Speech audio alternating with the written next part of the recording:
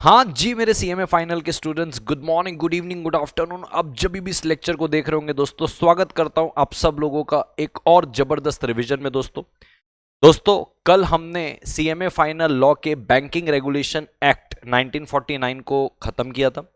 आज जैसा कि आप स्क्रीन पे देख रहे हैं, मैं सेबी रेगुलेशन से शुरुआत कर रहा हूं। जैसा कि आप सब जानते हैं, सेबी रेगुलेशन आपके सीएमए फाइनल लॉ के पेपर में 10 मार्क्स का कंट्रीब्यूशन रखता है। इस पे टोटल 3 टॉपिक है। पहला टॉपिक है इनिशियल पब्लिक ऑफर, जो आपके स्क्रीन पे दिख रहा है, दैट इज आईपीओ। दूसरा है आपका इनसाइडर ट्रेडिंग, तीसरा है टेक ओवर कोड। आज मैं आईपीओ का आपको रिवीजन करवाने वाला हूं, बड़ा क्विक। नेक्स्ट डे यानी कि कल मैं आपको रिवीजन करवा के लूंगा इनसाइडर ट्रेडिंग का। उसके नेक्स्ट डे मैं आपको रिवीजन कराऊंगा टेक ओवर कोड का। दोस्तों जो भी नोट्स का मैं इस्तेमाल करूंगा वो आपको इसी वीडियो के डिस्क्रिप्शन बॉक्स में मिल जाएगा टेलीग्राम चैनल पे। मैं बताना चाहता हूं मैं ये वही नोट्स इस्तेमाल करने वाला हूं जो आपको मैंने रेगुलर लेक्चर पे, यानी कि अगर आपने मेरा सीएमए फाइनल लॉ का रेगुलर कोर्स लिया होगा तो जो नोट्स मैंने आपको प्रोवाइड करवाए थे उसी नोट्स का मैं इस पे इस्तेमाल करने वाला हूं। ये सारे नोट्स आपको डिस्क्रिप्शन में मेरे टेलीग्राम चैनल की लिंक के माध्यम से मिल जाएंगे। बिना किसी देरी के दोस्तों मैं शुरू करता हूं। बट शुरू करने से पहले मैं आपको एक बात बोलना चाहता हूं। अगर आप इस चैनल पे न्यू आए हो, वीडियो स्टार्ट करने से पहले लाइक कर दीजिए। चैनल पे न्यू हो तो सब्सक्राइब कर दीजिए, क्योंकि ऐसे ही यूजफुल कंटेंट मैं आपके लिए देते जाऊंगा। क्योंकि आज आईपीओ आ रहा है, कल इनसाइडर ट्रेडिंग आएगा, परसों टेक ओवर कोड आएगा। आइए दोस्तों फटाफट इसको शुरू करते हैं। दोस्तों इस रिवीजन को शुरू करने के पहले मैं थोड़ा आपका बेसिक डेवलप कर देता हूं, जो कि सीएमए इंटर लॉ के अंदर कंपनीज एक्ट के चैप्टर नंबर 3 के अंदर हुआ करता था। आइए दोस्तों फटाफट बताता हूं। दोस्तों जैसा कि आप सब जानते हो, कंपनीज एक्ट में चैप्टर नंबर 1 पे अपन ने ये शॉर्ट टाइटल पढ़ा था। सेक्शन 1 में short title extend, commencement and applicability. Section 2 के अंदर आप दुनिया भर की डेफिनेशन पढ़ते हो कि स्मॉल कंपनी क्या होती है, प्राइवेट क्या होती है, पब्लिक क्या होती है, गवर्नमेंट क्या होती है, एंड सो ऑन। चैप्टर 2 के अंदर आप इनकॉर्पोरेशन सीखते हो। चैप्टर 2 के मतलब उसमें 4 पे मेमोरेंडम है, 5 में आर्टिकल है, 7 के अंदर इनकॉर्पोरेशन है। जैसे ही आप चैप्टर 3 पे आते हो, मैं क्यों चैप्टर 1 से शुरू किया मैं ये भी आपको बताना चाहता हूं। जैसे ही आप चैप्टर नंबर 3 पे आते हो तो आपको देखो पता चलता है 1 पे बेसिक है, 2 पे इनकॉर्पोरेशन है, 3 के अंदर पता चलता है कि कंपनी बनाने के बाद अगर कंपनी को पैसे की जरूरत लग रही है, वो कितनी तरीके से फंडिंग रेज कर सकती है। तो चैप्टर का नाम ही है prospectus and allotment of securities. दोस्तों मैं बताना चाहता हूं, जैसे ही प्रोस्पेक्टस वर्ड हमारे दिमाग में आता है तो दिमाग में आता है कि हम पब्लिक से फंडिंग उठा रहे हैं। आइए इसको समझ के लेते हैं। ये मेरे रेगुलर क्लास पे जब मैं आईपैड में थोड़ा सा स्क्रिबल करके पढ़ाता हूँ, ये उसके नोट्स हैं, तो आराम से इसको समझिएगा कि मैं क्या लिख रहा हूं। मोड्स ऑफ रेजिंग फंड में दोस्तों अगर मैं पब्लिक कंपनी की ओर जाता हूं तो पब्लिक कंपनी के पास एक पब्लिक ऑफर होता है, प्रोस्पेक्टस के थ्रू वो पब्लिक ऑफर करती है। प्राइवेट प्लेसमेंट यानी कि पब्लिक के पास नहीं जाती है, शार्क टैंक में शार्क के पास चले गई, प्राइवेटली उनको ऑफर कर ली। एक होता है राइट इशू। राइट इशू यानी कि अपने ही एग्जिस्टिंग शेयर होल्डर को जब और आप फर्दर शेयर देते हो, उसको बोलते हैं राइट इशू।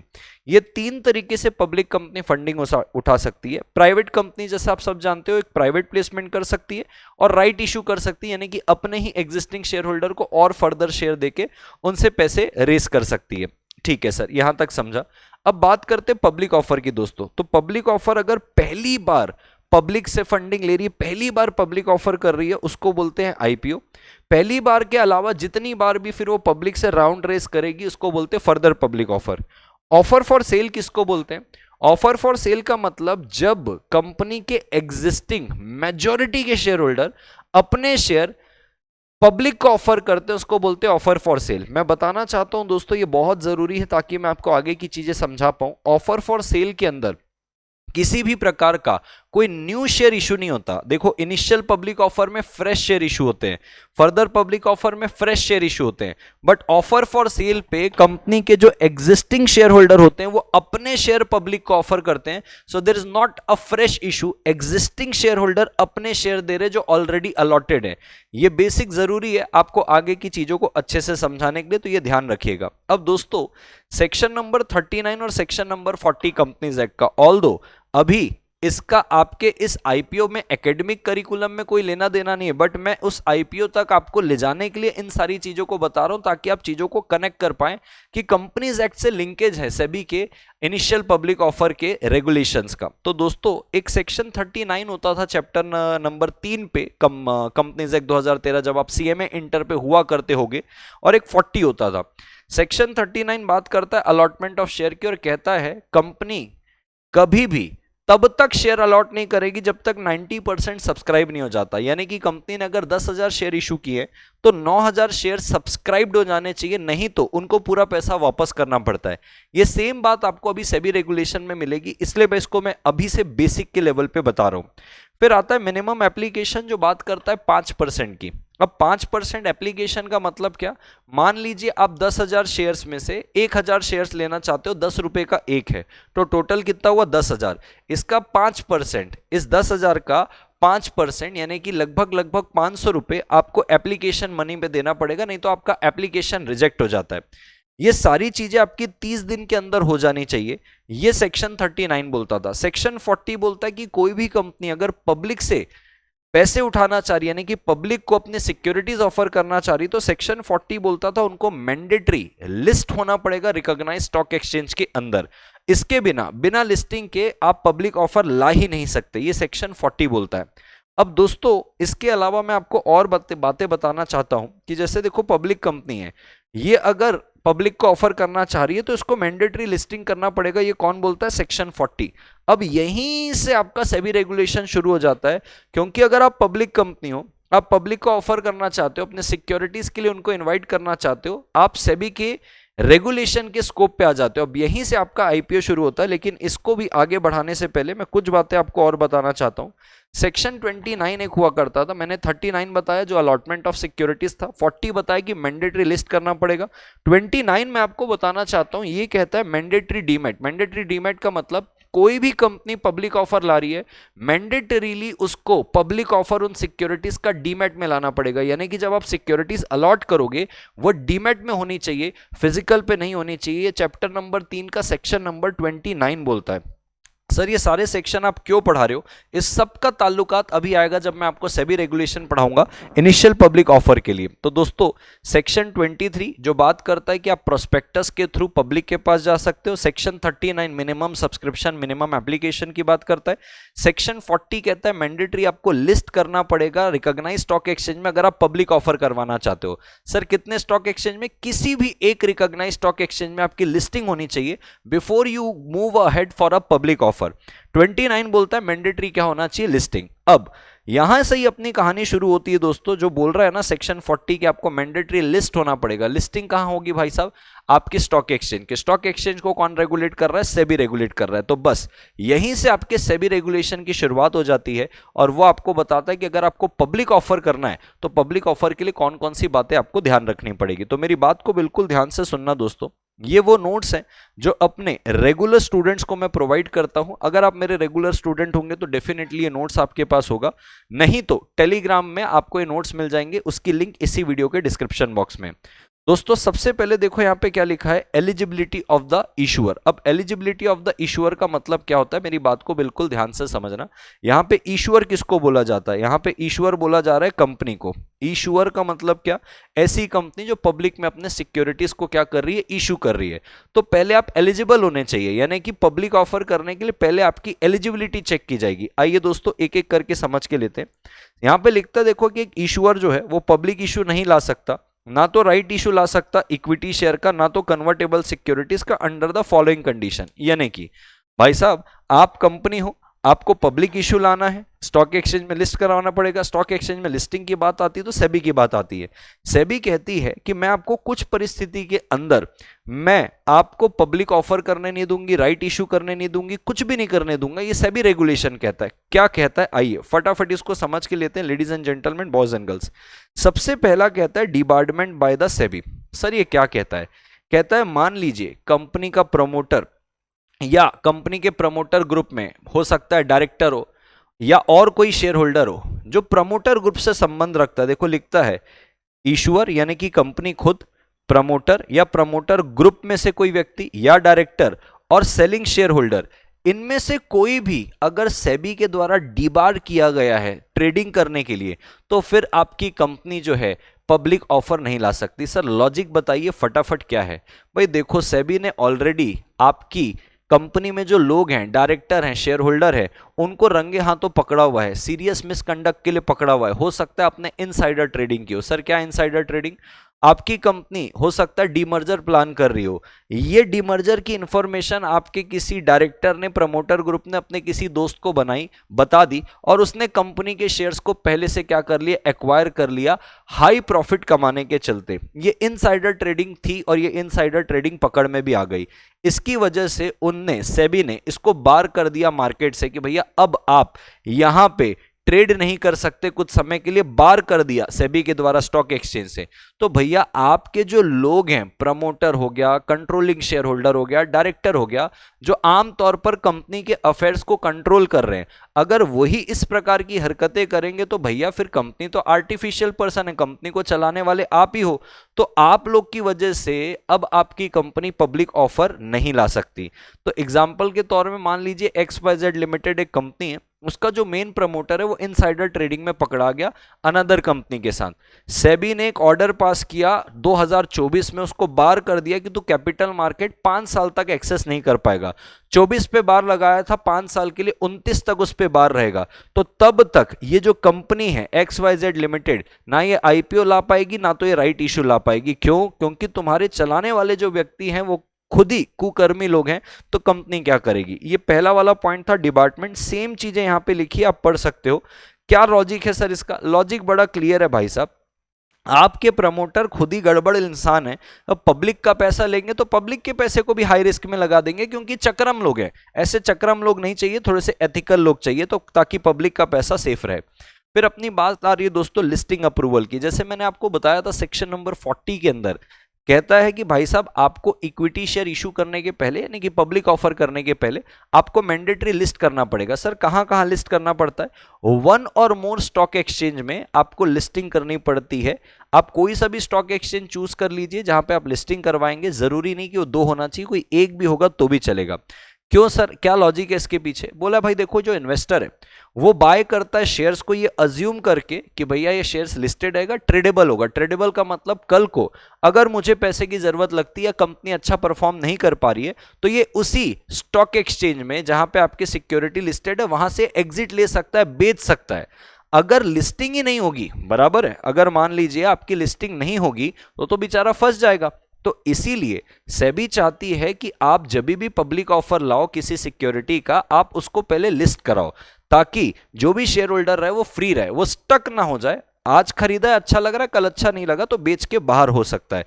सो मान लीजिए ABC लिमिटेड करके कंपनी वो IPO प्लान कर रही है, वो अप्लाई कर सकती है NSE में, यानी कि नेशनल स्टॉक एक्सचेंज में, या बॉम्बे स्टॉक एक्सचेंज में, या दोनों पे अप्लाई कर सकती है। लेकिन याद रखें, आपने 2 पे अप्लाई किया, कोई एक ने अप्रूवल दिया, एक ने अप्रूवल नहीं दिया, मामला गड़बड़ा जाएगा।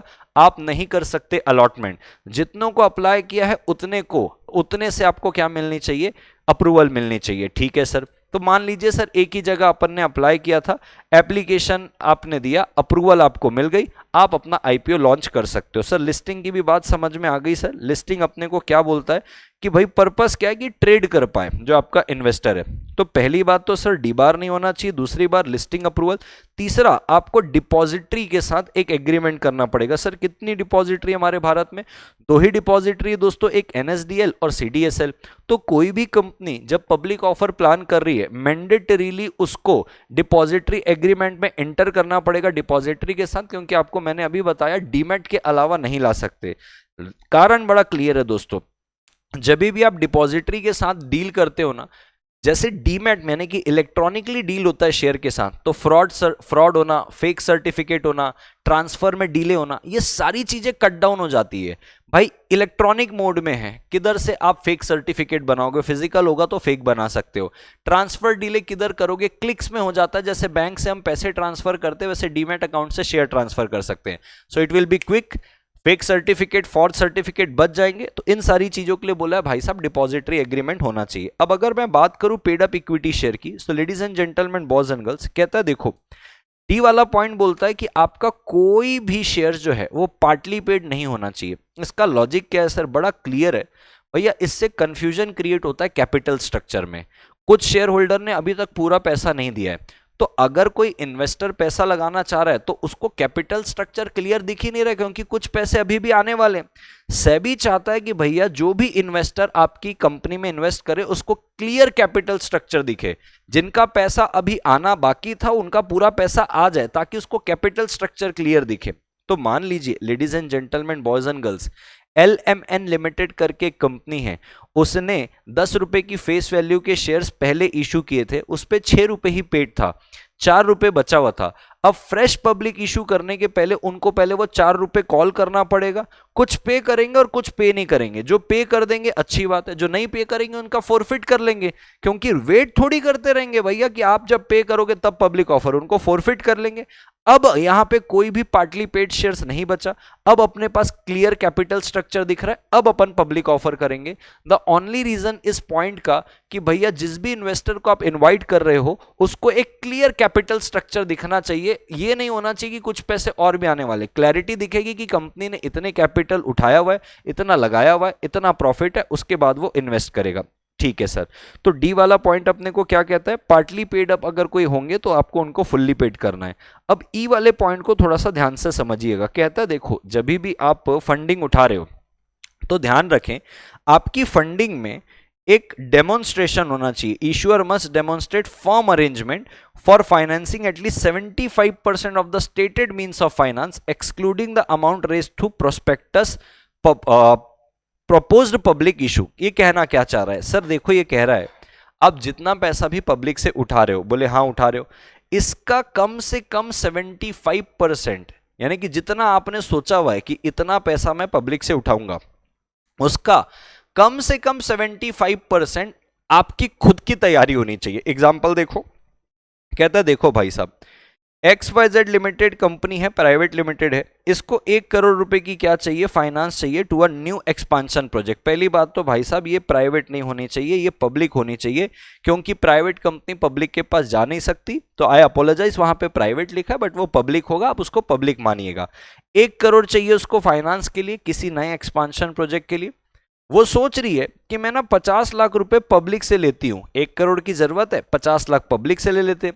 अब XYZ जो लिमिटेड है वो डेमोन्स्ट्रेट करेगी कि उसकी खुद की तैयारी जो है कम से कम 75% की टोटल प्रोजेक्ट कॉस्ट की।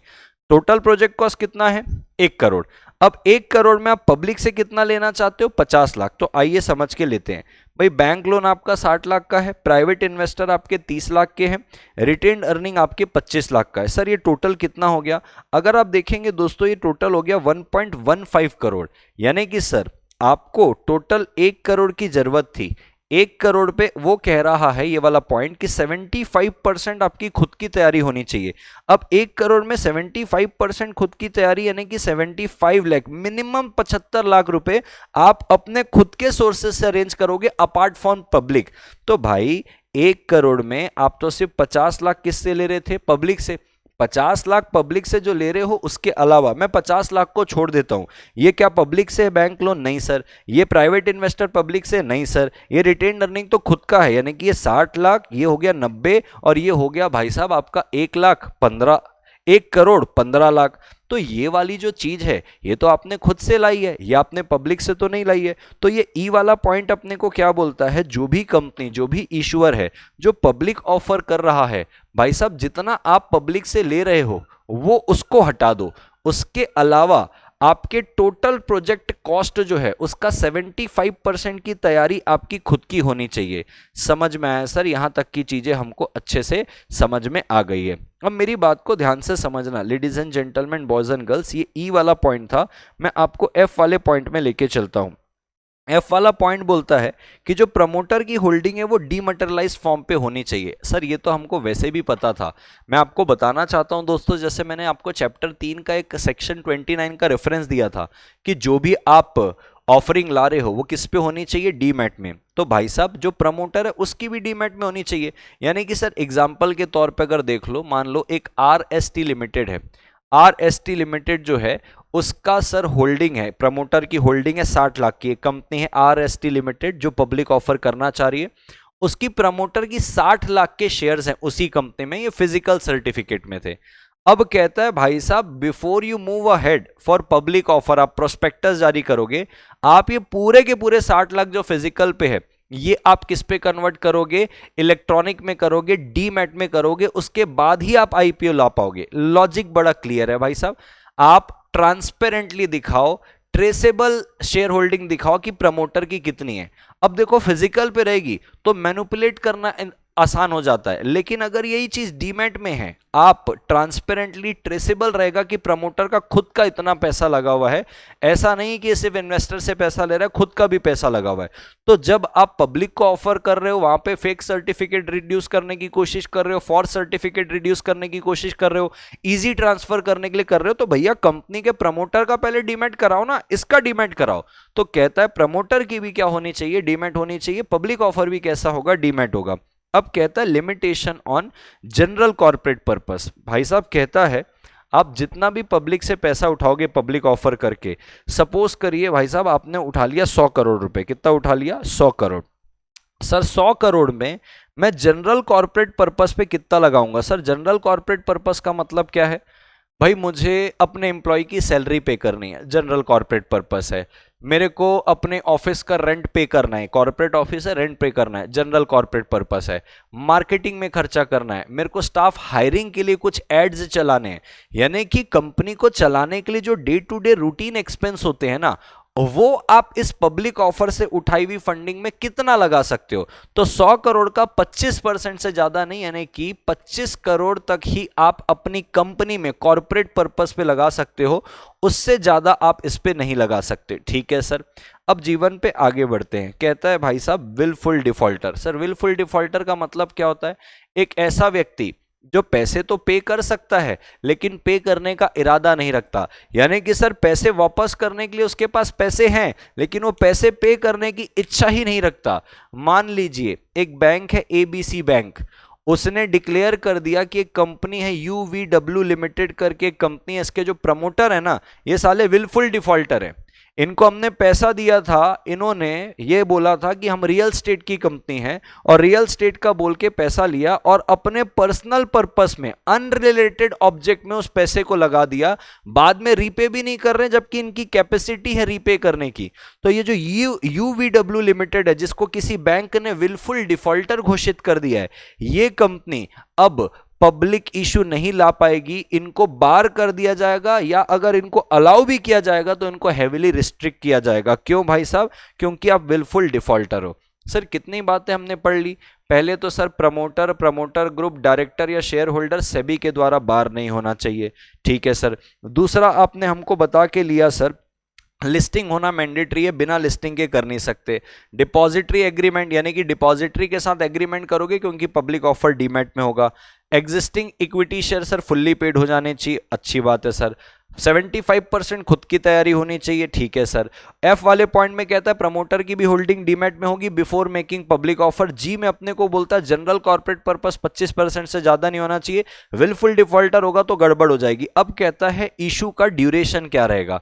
भाई देखो मिनिमम 3 दिन रहेगा, मैक्सिमम 10 दिन रहेगा। सर क्यों मिनिमम 3 दिन मैक्सिमम 10 दिन?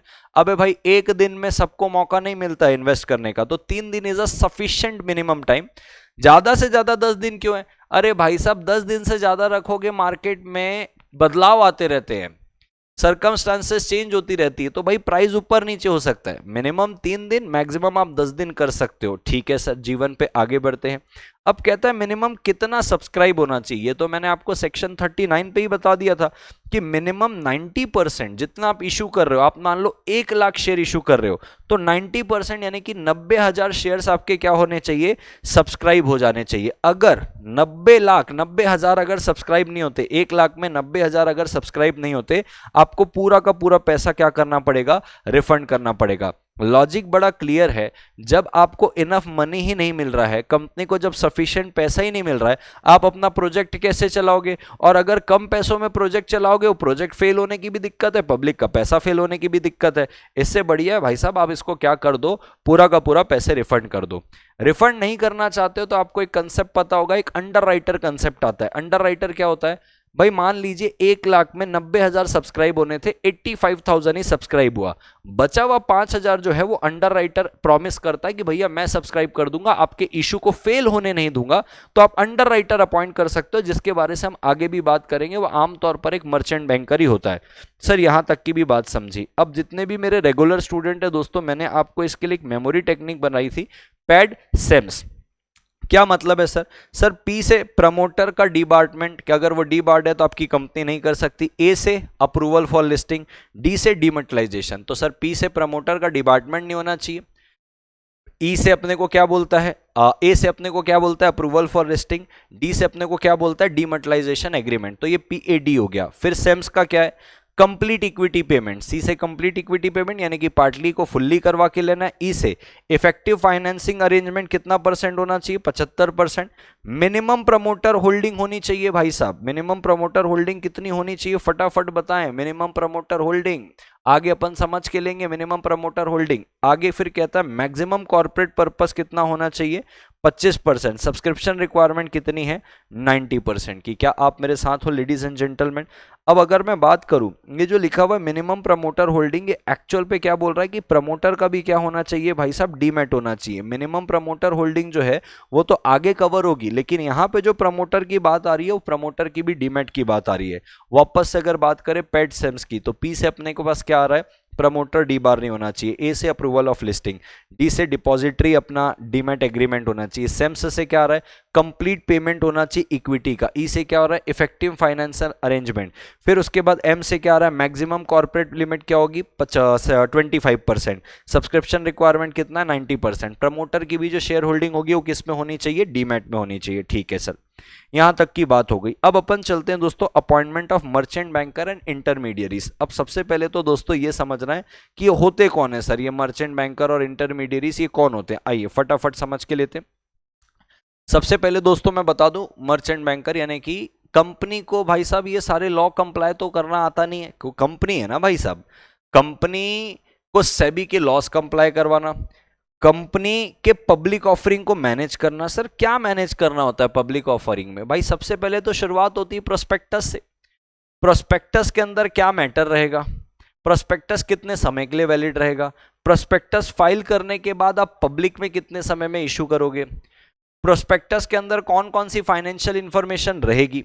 तो भाई साहब आपके पब्लिक ऑफरिंग को मैनेज करना, आपको एडवाइस करना। अगर मान लीजिए आपके 90% सब्सक्रिप्शन नहीं होते तो जितना बच जाता है उसको अंडर राइट करना। ड्यू डिलिजेंस एंड कंप्लायंस करना। ड्यू डिलिजेंस एंड कंप्लायंस का मतलब पब्लिक ऑफर के लिए क्या क्या जरूरी है। सबसे पहले तो कहता है भाई साहब लिस्टिंग जरूरी है। तो लिस्टिंग हुई है कि नहीं हुई है, कितनी जगह आपने अप्लाई किया था, एक की दो जगह, दो जगह अप्लाई किया था, तो दोनों से अप्रूवल आई है कि नहीं आई है, ओके। उसके बाद प्रोस्पेक्टस की बात आती है, क्योंकि अभी लिस्ट कर दिया तो अब प्रोस्पेक्टस इशू करोगे। प्रोस्पेक्टस इशू करने से पहले प्रोस्पेक्टस एज पर सेक्शन 26 है कि नहीं, 26 chapter number 3 of the companies act है। अगर है, अब पहले आप आरओसी के पास फाइल करोगे, क्या आरओसी के पास फाइल हो गया, अब पब्लिक के पास जाएगा, ओके पब्लिक के पास चले गया। मिनिमम 90% सब्सक्रिप्शन आनी चाहिए, नहीं आया तो अंडर राइटर सब्सक्राइब करेगा, ओके यहां तक हो गया। अब इसके बाद अलॉटमेंट करना है। अलॉटमेंट के बाद आपको अलॉटमेंट रिटर्न फाइल करना पड़ता है चैप्टर नंबर 3 के हिसाब से। अलॉटमेंट रिटर्न जाता है PS3 में। बहुत सारी रिक्वायरमेंट है, सब कुछ पूरी हो रही कि नहीं हो रही है, ये सारा काम कौन करता है, मर्चेंट बैंकर। मर्चेंट बैंकर आपको ये सारी सुविधा प्रोवाइड करता है। ठीक है सर, यहां तक की भी बात समझ में आ गई है। तो कहता है भैया बात को ध्यान से सुनिएगा, ऊपर तक की जितनी भी बातें हो गई थी वो आपकी एलिजिबिलिटी थी कि आपका प्रमोटर डी बार नहीं होना चाहिए, मैक्सिमम कॉर्पोरेट पर्पस 25% रहेगा, 75% की तैयारी आपकी खुद की होनी चाहिए, डीमैट में होना चाहिए, प्रमोटर की भी शेयर होल्डिंग डीमैट में होना चाहिए, पार्टली पेड जो रहेगा उसको फुल्ली पेड कर देना चाहिए। ये जो सारी चीजें थी वो एलिजिबिलिटी थी। चलिए आप वो सारी एलिजिबिलिटी को पार कर गए, थोड़ा एक स्टेप और अहेड मूव ऑन करते हैं। अब एक स्टेप और मूव अहेड कर रहे हैं, एक स्टेप, तो कहता है अब आप मर्चेंट बैंकर को अपॉइंट करो। अब ये मर्चेंट बैंकर कौन है, पब्लिक ऑफर कंपनी कर रही है, इन्वेस्ट कौन करेगा, शेयर होल्डर करेगा, इन्वेस्टर करेगा। ये मर्चेंट बैंकर इंटरमीडिएट होते हैं, बिचौली होते हैं, एक प्रकार का जो आपका बीच में काम संभाल के लेते हैं, तो इनको बोलते हैं मर्चेंट बैंकर और इंटरमीडिएट। इस बात को समझना ये क्या क्या करते हैं। तो कहता है देखो ये जो इशूअर है ना, यानी कि जो कंपनी जो सिक्योरिटी इशू कर रही है, वो अपॉइंट करेगी one or more merchant banker with at least one being designated at lead merchant banker, यानी कि मैं सरल शब्दों में बोलूं तो इतने सारों में एक कैप्टन होना चाहिए, क्योंकि बहुत सारे मर्चेंट बैंकर है। तो कहता है बात को ध्यान से समझना, किसी एक को आप बोलोगे लीड मर्चेंट बैंकर जो कैप्टन होगा। और मैं बताना चाहता हूं ये सारे के सारे मर्चेंट बैंकर सेबी के द्वारा रजिस्टर्ड मर्चेंट बैंकर होते हैं, सेबी रजिस्टर्ड होते हैं, जो आपको ये सारी सर्विस देते हैं।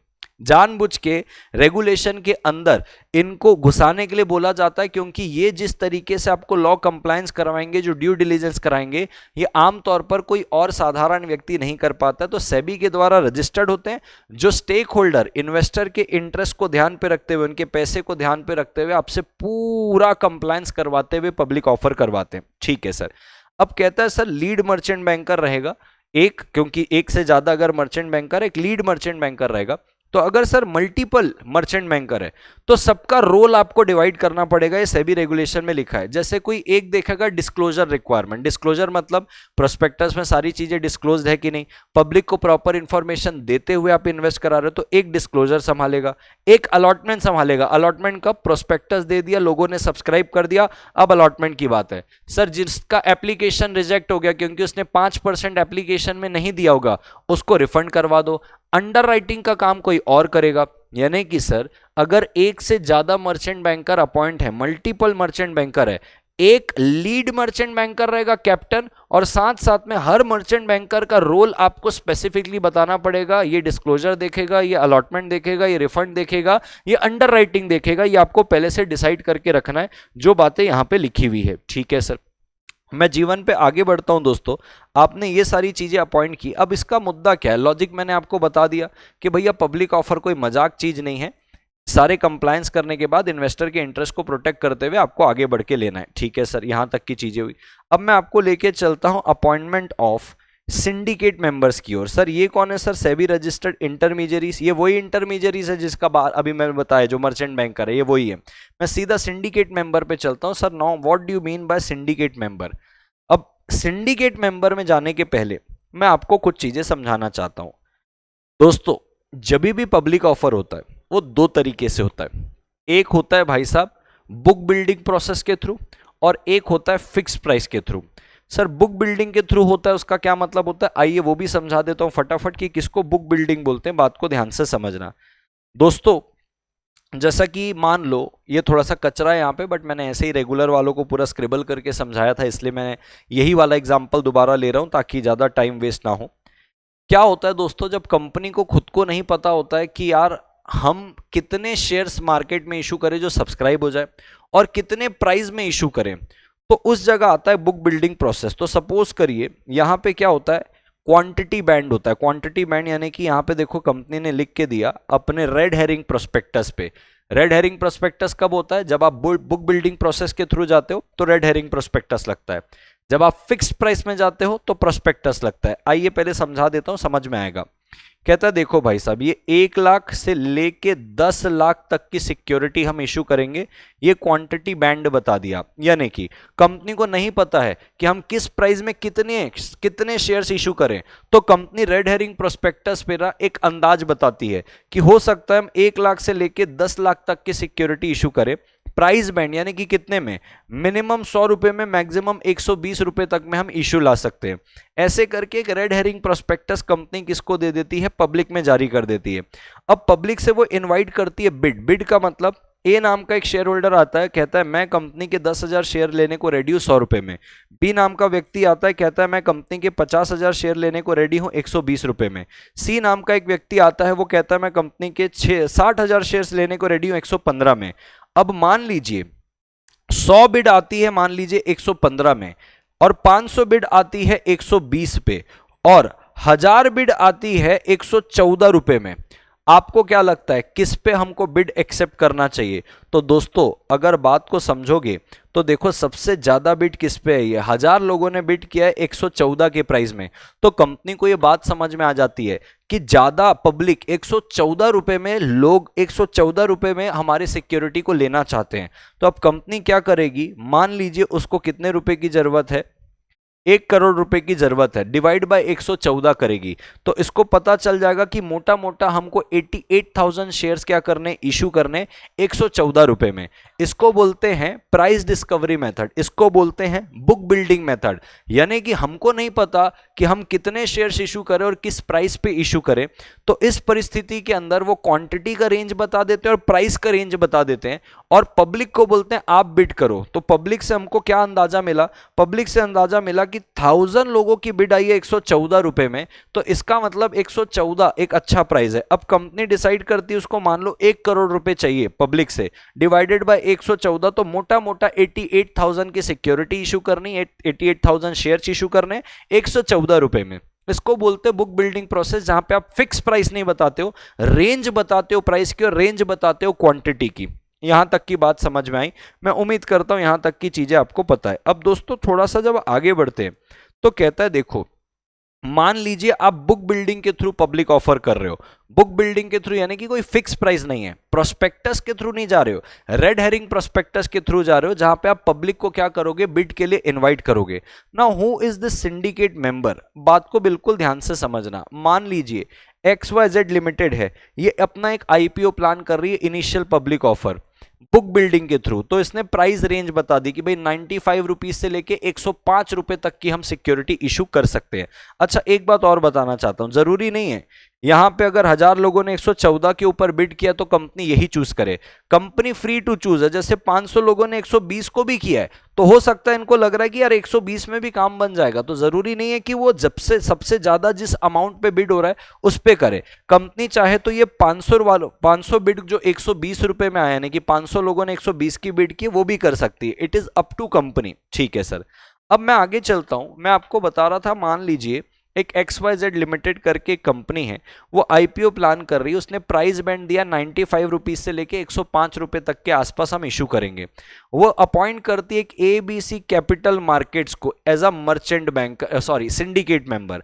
सर ABC कैपिटल मार्केट जो है या LMN सिक्योरिटीज, ये दो नाम मैंने लिए, इनको as a syndicate member appoint किया। सर ये क्या करते हैं सिंडिकेट मेंबर, ये ऐसे लोग हैं जो पब्लिक से बिड रिसीव करेंगे। क्यों सर, अरे भाई साहब आप कंपनी हो, आप किसी स्टेट में किसी शहर पे रहोगे, पब्लिक को इनवाइट कर रहे हो, तो पब्लिक तक कौन पहुंचेगा, ये सिंडिकेट मेंबर्स पहुंचेंगे। ये सिंडिकेट मेंबर पब्लिक से बिड रिसीव करेंगे, बिड की पूरी डिटेल मर्चेंट बैंकर तक पहुंचाएंगे। तो एक प्रकार से सिंडिकेट मेंबर जो है ये नेटवर्किंग का काम करते हैं। तो सपोज करते हैं सर बुक बिल्डिंग प्रोसेस के थ्रू है, ये जो कैपिटल मार्केट के अंदर जो एजेंट लोग हैं, ABC capital market, LMN securities, they will be acting as a syndicate member. ये आपके बिहाफ में जो कंपनी पब्लिक ऑफर ला रही है उनके बिहाफ में पब्लिक से बिड लेंगे, पूरा डेटा इकट्ठा करके मर्चेंट बैंकर को देंगे। कौन मर्चेंट बैंकर, जो मर्चेंट बैंकर इनका पूरा का पूरा पब्लिक ऑफरिंग देख रही है। अब मर्चेंट बैंकर इन सारे डेटा को फिगर आउट करके डिसाइड करेगा कि कितनी सिक्योरिटी और किस प्राइस में हमको इशू करनी है। ये कब के लिए, बुक बिल्डिंग के समय। तो देखो यहां पे साफ लिखा है, for issue conducted through book building the issuer appoint syndicate members. For other types of issue, other types of issue कौन सा, फिक्स प्राइस वाला, बैंकर को अपॉइंट किया जाता है कि वो हैंडल करे। अब सर अदर कौन सा होता है, फिक्स वाला। मैंने सीधा बताया 50 रुपए का मेरा एक शेयर है, कोई बिड इनवाइट नहीं कर रहा हूं। तो यहां पे जैसे स्टेट बैंक ऑफ इंडिया हो गया, HDFC बैंक हो गया, ICICI बैंक हो गया, ये बैंकर जो है अलग अलग जगह में ये एज अ काम करते हैं हमारे को इन्वेस्टर से कनेक्ट करवाने का। इन्वेस्टर जाएगा इन बैंक के पास और बैंक के पास जाके अपना एप्लीकेशन मनी देगा। बराबर है क्या सर, यहां तक भी बराबर है। अब मैं बताना चाहता हूं, ये जो सारी चीजें है आज की दुनिया में, ऑनलाइन की दुनिया में घर बैठे हो जाता है। ये सारी चीजें तब होती थी जब टेक्नोलॉजी इतनी ज्यादा इवॉल्व नहीं हुई थी, लेकिन क्योंकि हमारे सिलेबस पे यही बात दी हुई, हम आज भी पढ़ रहे हैं। लेकिन आज आपको किसी बैंक के पास, किसी सिंडिकेट मेंबर के पास जाने की जरूरत नहीं है। आपके पास बस एक एप्लीकेशन होना चाहिए अच्छा वाला, जिसकी आपकी समझ होनी चाहिए, आप वहां से ही सारी चीजें कर सकते हैं। बट क्योंकि जैसे कि आपके सिलेबस में, वैसे मैं आपको पढ़ा रहा हूं। तो सर एक तो अपने को हो गया मर्चेंट बैंकर अपॉइंट करना। दूसरा सर उस मर्चेंट बैंकर में अगर एक से ज्यादा है, एक लीड मर्चेंट बैंकर होगा जो सारे लोगों को बताएगा किसका क्या काम है। सिंडिकेट मेंबर पता चल गया, बुक बिल्डिंग के प्रोसेस में सिंडिकेट मेंबर होगा। अदर टाइप के इशू में बैंक्स जो हैं वो इन्वेस्टर से पैसे कलेक्ट करके मर्चेंट बैंकर तक पहुंचा के लेते हैं। सरल शब्दों में बोलूं तो उस कंपनी के पास पहुंचा के लेते हैं जो इनिशियल पब्लिक ऑफर कर रहा है। ठीक है सर, उसके बाद कौन आता है सर, एक आता है registrar to the issue. Now sir who is this registrar to the issue. मान लीजिए एक कंपनी है LMN लिमिटेड जो पब्लिक ऑफर कर रही है, वो एक फिन टेक्नोलॉजीज लिमिटेड करके एक रजिस्ट्रार को अपॉइंट करती है। अब ये क्या करेगा सर, फिन टेक्नोलॉजी, ये फिन टेक्नोलॉजी जो है ये बिड इकट्ठे का काम करेगा, ये एप्लीकेशन डेटा लेगा फ्रॉम सिंडिकेट बैंक। सर ये कौन होते हैं सर? सर आप मान लीजिए, जैसे मैंने आपको अभी बताया ना कि ये जो क्या नाम है तुम्हारा, सिंडिकेट मेंबर जो बिड्स रिसीव करते हैं, ये जो रजिस्ट्रार है, रजिस्ट्रार, इसका काम रहेगा सिंडिकेट मेंबर से सारी बिड को कलेक्ट करना, सिंडिकेट बैंकर से इन सबसे लेगा रजिस्ट्रार, और अब ये प्रिपेयर करेगा अलॉटमेंट का बेसिस। यानी कि सर ऐसा होगा, बुक बिल्डिंग प्रोसेस पे पब्लिक को इनवाइट किया जाएगा, पब्लिक जाएगी सिंडिकेट मेंबर के पास, सिंडिकेट मेंबर के पास अपनी बिड देगी, इन सिंडिकेट मेंबर के पास जाएगा रजिस्ट्रार, रजिस्ट्रार इनसे सारी बिड इकट्ठा करेगा, बिड इकट्ठा करने के बाद देखेगा कि इनका एप्लीकेशन वैलिड है कि नहीं। क्यों? अगर आपको याद होगा, मैंने आपको बताया कि जितना अमाउंट का आप शेयर लेना चाहते हो उसका 5% आपको एप्लीकेशन के वक्त पे करना पड़ता है। तो क्या इनने 5% एप्लीकेशन के वक्त पे किया है? और सेबी के अंदर यही 5% को 25% देखते हैं। तो क्या इनने 25% पे किया है? यदि हाँ, तो इनका एप्लीकेशन एक्सेप्टेड या तो रिजेक्टेड। यानी कि सर इन सब बिड को ध्यान पे रखते हुए, इनके एप्लीकेशन मनी को ध्यान पे रखते हुए, ये रजिस्ट्रार जो है एक लिस्ट जारी करेगा कि किसको किसको हमको अलॉटमेंट करना है, और जिसको जिसको अलॉटमेंट नहीं कर रहे क्योंकि एप्लीकेशन नहीं दिया था, तो किसको किसको हमको रिफंड करना है। तो जिसको जिसको अलॉटमेंट करना है, रजिस्ट्रार इनकी सबकी डिटेल NSDL और CDSL को दे देता है। NSDL CDSL तुरंत उनके अकाउंट में शेयर क्रेडिट कर देते हैं, और जिनका पैसा वापस करना रहता है वो बता देता है किसको, या तो इन सिंडिकेट मेंबर को या तो मर्चेंट बैंकर को, कि भैया इनका एप्लीकेशन रिजेक्ट हो गया, इनको रिफंड कर दो। यानी कि सर पूरी की पूरी प्रोसेस समझ में आ गई आपको। सर मर्चेंट बैंकर अपॉइंट करना पड़ेगा, मल्टीपल मर्चेंट बैंकर, एक लीड मर्चेंट बैंकर रहेगा, वो सबका रोल डिसाइड करेगा। दूसरा sir, syndicate member book building के प्रोसेस के समय रहेंगे। अगर अदर इशू है, बुक बिल्डिंग नहीं है, फिक्स प्राइस वाला है, तो बैंकर लोग काम करेंगे। रजिस्ट्रार आता है सर, इन्हीं सिंडिकेट मेंबर से पूरी बिड कलेक्ट करता है, लिस्ट ऑफ अलॉटमेंट जारी करता है, लिस्ट ऑफ रिफंड जारी करता है। जिसको अलॉटमेंट की लिस्ट देता है वो डिपॉजिटरी शेयर क्रेडिट कर देता है। रिफंड करना रहता है तो मर्चेंट बैंकर या कंपनी को दे देता है, इनका पैसा वापस कर दो, या सिंडिकेट मेंबर जिनने एप्लीकेशन लिया था कि इनका पैसा वापस कर दो। तो ये रजिस्ट्रार रहता है। लास्ट में एक बंदा और है सर, कंप्लायंस ऑफिसर। आमतौर पर ये कंप्लायंस ऑफिसर कंपनी सेक्रेटरी ही होता है, जिसको बहुत अच्छा एक्सपीरियंस होता है। द ओनली रीजन भाई कि आपको पूरे के पूरे सेबी लॉस का कंप्लायंस होना चाहिए। तो सपोज करिए ABC लिमिटेड करके कंपनी है, राजगुप्ता नाम के कंपनी सेक्रेटरी को अपॉइंट किया एज अ कंप्लायंस ऑफिसर। ये इस व्यक्ति का नाम, राजगुप्ता का, इसका नाम, इसकी ईमेल आईडी, इसका फोन नंबर हर प्रोस्पेक्टस के अंदर लिखा होना चाहिए। अगर इन्वेस्टर को शेयर रिसीव नहीं हुए, इसको कांटेक्ट करेगा। अगर इन्वेस्टर को रिफंड नहीं मिला क्योंकि रिजेक्ट हो गया था, इसको कांटेक्ट करेगा। तो ये इंश्योर करेगा कि सेबी के सारे लॉ का कंप्लायंस हो रहा है, सारी चीजों का टाइमली हैंडलिंग हो रहा है, इन्वेस्टर की कंप्लेन को सुना जा रहा है, ग्रीवेंस को सुना जा रहा है। तो ये एक कंप्लायंस ऑफिसर रहेगा जो पूरे के पूरे पब्लिक ऑफर को मॉनिटर करेगा और इन्वेस्टर की ग्रीवेंस को समझ के लेगा। यानी कि सर मोटा मोटा सर ये 4 लोग रहते हैं, मर्चेंट बैंकर हो गया, सिंडिकेट हो गया, रजिस्ट्रार हो गया, कंप्लायंस ऑफिसर हो गया। मर्चेंट बैंकर का रोल क्लियर है, रजिस्ट्रार का रोल क्लियर है, सिंडिकेट का रोल क्लियर है, और कंपनी सेक्रेटरी यानी कि कंप्लायंस ऑफिसर का भी रोल क्लियर है। कुल मिला के पूरे सेबी रेगुलेशन के स्कोप पे रहते हुए आपको क्या करना है, पब्लिक ऑफर। ठीक है सर, अब अपन बात करते हैं दोस्तों conditions for initial public offer. हो गया यहां तक की बात, किसको अपॉइंट करना था, कब आप एलिजिबल रहोगे। पहले आपने पढ़ा कि कब आप एलिजिबल रहोगे, तो बोले एलिजिबल तब रहोगे जब ये डी बार नहीं रहोगे, डीमैट का एग्रीमेंट करोगे, मैक्सिमम कॉर्पोरेट पर्पस 25% रहेगा, प्रमोटर की भी शेयर होल्डिंग को आप डीमैट में करोगे, आपके जो पार्टली पेड इक्विटी शेयर उनको फुल्ली करोगे, वो एलिजिबिलिटी थी। फिर कौन कौन शामिल रहेगा आपके इस पब्लिक ऑफर में, तो ये merchant banker, registrar, compliance officer, syndicate member, ये आ गए। अब कहता है भाई साहब आओ थोड़ी सी शर्तों को समझ लेते हैं कि क्या कंडीशंस रहेगी जब आप इनिशियल पब्लिक ऑफर करोगे। तो बात को बिल्कुल ध्यान से समझना। कहता है भाई देखो, आपकी नेट टेंजिबल असेट जो है, नेट टेंजिबल असेट समझते हो, जिसको आप देख सकते हो, जिसको आप छू सकते हो, नेट टेंजिबल, जो दिखेबल और छुएबल है, इनटेंजिबल नहीं। जैसे गुडविल है, इनटेंजिबल है, ट्रेडमार्क है, सॉरी गुडविल है, इनटेंजिबल है, जिसको आप देख और छू नहीं सकते। जैसे लैंड हो गया, प्लांट हो गया, मशीनरी हो गया, ये सारी टेंजिबल असेट है। तो कहता है आपकी नेट टेंजिबल असेट कितनी होनी चाहिए। आइए फटाफट इसको समझ के लेते हैं, लॉजिक के साथ, एग्जाम्पल के साथ समझ के लेते हैं।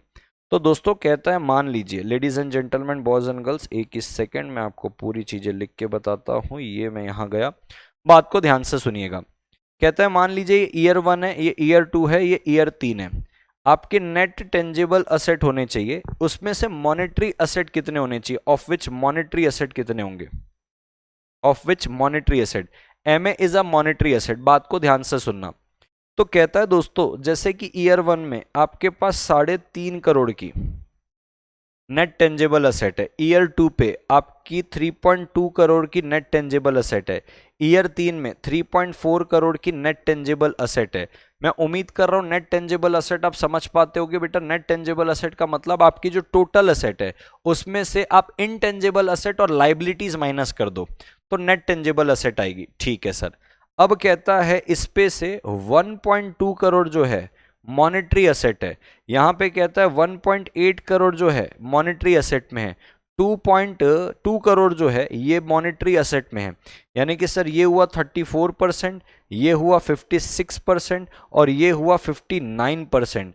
अब देखोगे ईयर 1 ओके है, लेकिन ईयर 1 और ईयर टू और ईयर 3 जो है ये नॉट ओके है। सर काहे नॉट ओके है बताइए, अभी बता के लेते हैं। सो दोस्तों देखो लिखता है, कहता है इशुअर जो है यानी कि जो पब्लिक ऑफर कर रहा है उसके पास नेट टेंजेबल असेट होनी चाहिए कम से कम 3 करोड़ की in each of the preceding 3 साल। लगातार पिछले 3 सालों पे आपके पास कम से कम 3 करोड़ रुपए की क्या होनी चाहिए, नेट टेंजेबल असेट, जिसमें से 50% से ज्यादा का मॉनेटरी असेट नहीं होना चाहिए। सर क्या मतलब, जैसे कि मान लो XYZ के पास 4 करोड़ की नेट टेंजेबल असेट है, इस पे से 2.5 करोड़ नॉन मॉनेटरी होनी चाहिए। नॉन मॉनेटरी का मतलब कैसे, 2.5 नॉन मॉनेटरी है, सपोज करते हैं प्रॉपर्टी, इक्विपमेंट और इन्वेंट्री। यहां पे देखो साफ लिखा हुआ है, कहता है इसके पास 4 करोड़ नेट टेंजेबल असेट है, माना सर नेट टेंजेबल असेट हो गई, of which 2.5 crore are non monetary asset यानी कि प्रॉपर्टी, इक्विपमेंट, इन्वेंट्री। रिमेनिंग जो 1.5 करोड़ है ये मॉनेटरी असेट होनी चाहिए, ईयर मार्क्ड होनी चाहिए स्पेसिफिक बिजनेस एक्सपांशन के लिए। यही चीज को मैंने यहाँ पे आपको समझाने की कोशिश की। कैसे सर, भाई साहब मेरे पास नेट टेंजेबल असेट 3.5 करोड़ रुपए की है, जैसे प्लांट हो गई, मशीनरी हो गई, इन्वेंट्री हो गई, जिसको मैं देख सकता हूं। इसमें मॉनेटरी असेट पे कितना है, मॉनेटरी असेट यानी कि भैया 1.2 करोड़ है, मॉनेटरी है, पैसे से संबंधित 1.2 करोड़, तो ये तो सिर्फ 34% है। तो ये चलेगा भाई साहब, क्योंकि जितनी आपकी नेट टेंजिबल असेट है उसमें मॉनेटरी असेट कितनी है, 34 ही है। बोला था 50% से ज्यादा मॉनेटरी में नहीं होना चाहिए। ईयर 2 और ईयर 3 में 3.2 करोड़ पे 1.8 है, 3.4 पे 2 करोड़ है, यहाँ पे 56 और 59 है। ये तो भाई साहब 50% से ज्यादा हो रहा है, वो नहीं चलेगा। तो सर इस परिस्थिति में क्या होगा, अब इस परिस्थिति में ये वाली कंपनी जिसका ईयर 2 और ईयर 3 में 50% से ज्यादा मॉनेटरी असेट में है, इसको एक कमिटमेंट देना पड़ेगा। ये कमिट करेगा प्रोस्पेक्टस के अंदर, ऑफर डॉक्यूमेंट के अंदर, कि ये जो मेरे पास एक्सेस है ना, यहाँ पे 6%, यहाँ पे 9%, ये जो एक्सेस है मैं अपने बिजनेस प्रोजेक्ट में लगाऊंगा। ये एक्सेस को मैं अपने पास नहीं रखूंगा, इसको मैं बिजनेस प्रोजेक्ट में लगाऊंगा। समझा सर। यानी कि सर कुल मिला के अगर लॉजिक में जाना चाहो तो सेबी जानना चाहता है कि आपकी कम से कम 3 करोड़ रुपए की टेंजेबल असेट की औकात होनी चाहिए भाई साहब, तब तो आप पब्लिक ऑफर लाओ। और इस 3 करोड़ में भी मॉनेटरी असेट आपका 50% से ज्यादा नहीं होना चाहिए। तो अगर ये 6%, 9% ईयर 2 और ईयर 3 में अगर थोड़ा सा ज्यादा है, आपको अपने ऑफर डॉक्यूमेंट में कमिट करना पड़ेगा कि भाई आप इस एक्सेस को प्रोजेक्ट में लगाओगे। तो देखो लिखता है excess monetary asset must be committed for utilization in the business और प्रोजेक्ट। ठीक है सर, समझ में आया। अब कहता है ऑपरेटिंग प्रॉफिट की रिक्वायरमेंट बताइए। अब ऑपरेटिंग प्रॉफिट रिक्वायरमेंट बहुत जबरदस्त है दोस्तों। देखो क्या कहता है, मान लीजिए कंपनी एबीसी है, इसके पास 20 करोड़, 10 करोड़, 25 करोड़, 5 करोड़, 30 करोड़, ये लास्ट 5 साल का प्रॉफिट है। अब कहता है आपको average pre tax operating profit निकालना है बेस्ट 3 इयर्स का। अब सबसे बेस्ट तो अगर आप देखोगे तो भाई साहब 30 करोड़ है, उसके बाद बेस्ट 25 करोड़ है, उसके बाद बेस्ट 20 करोड़ है।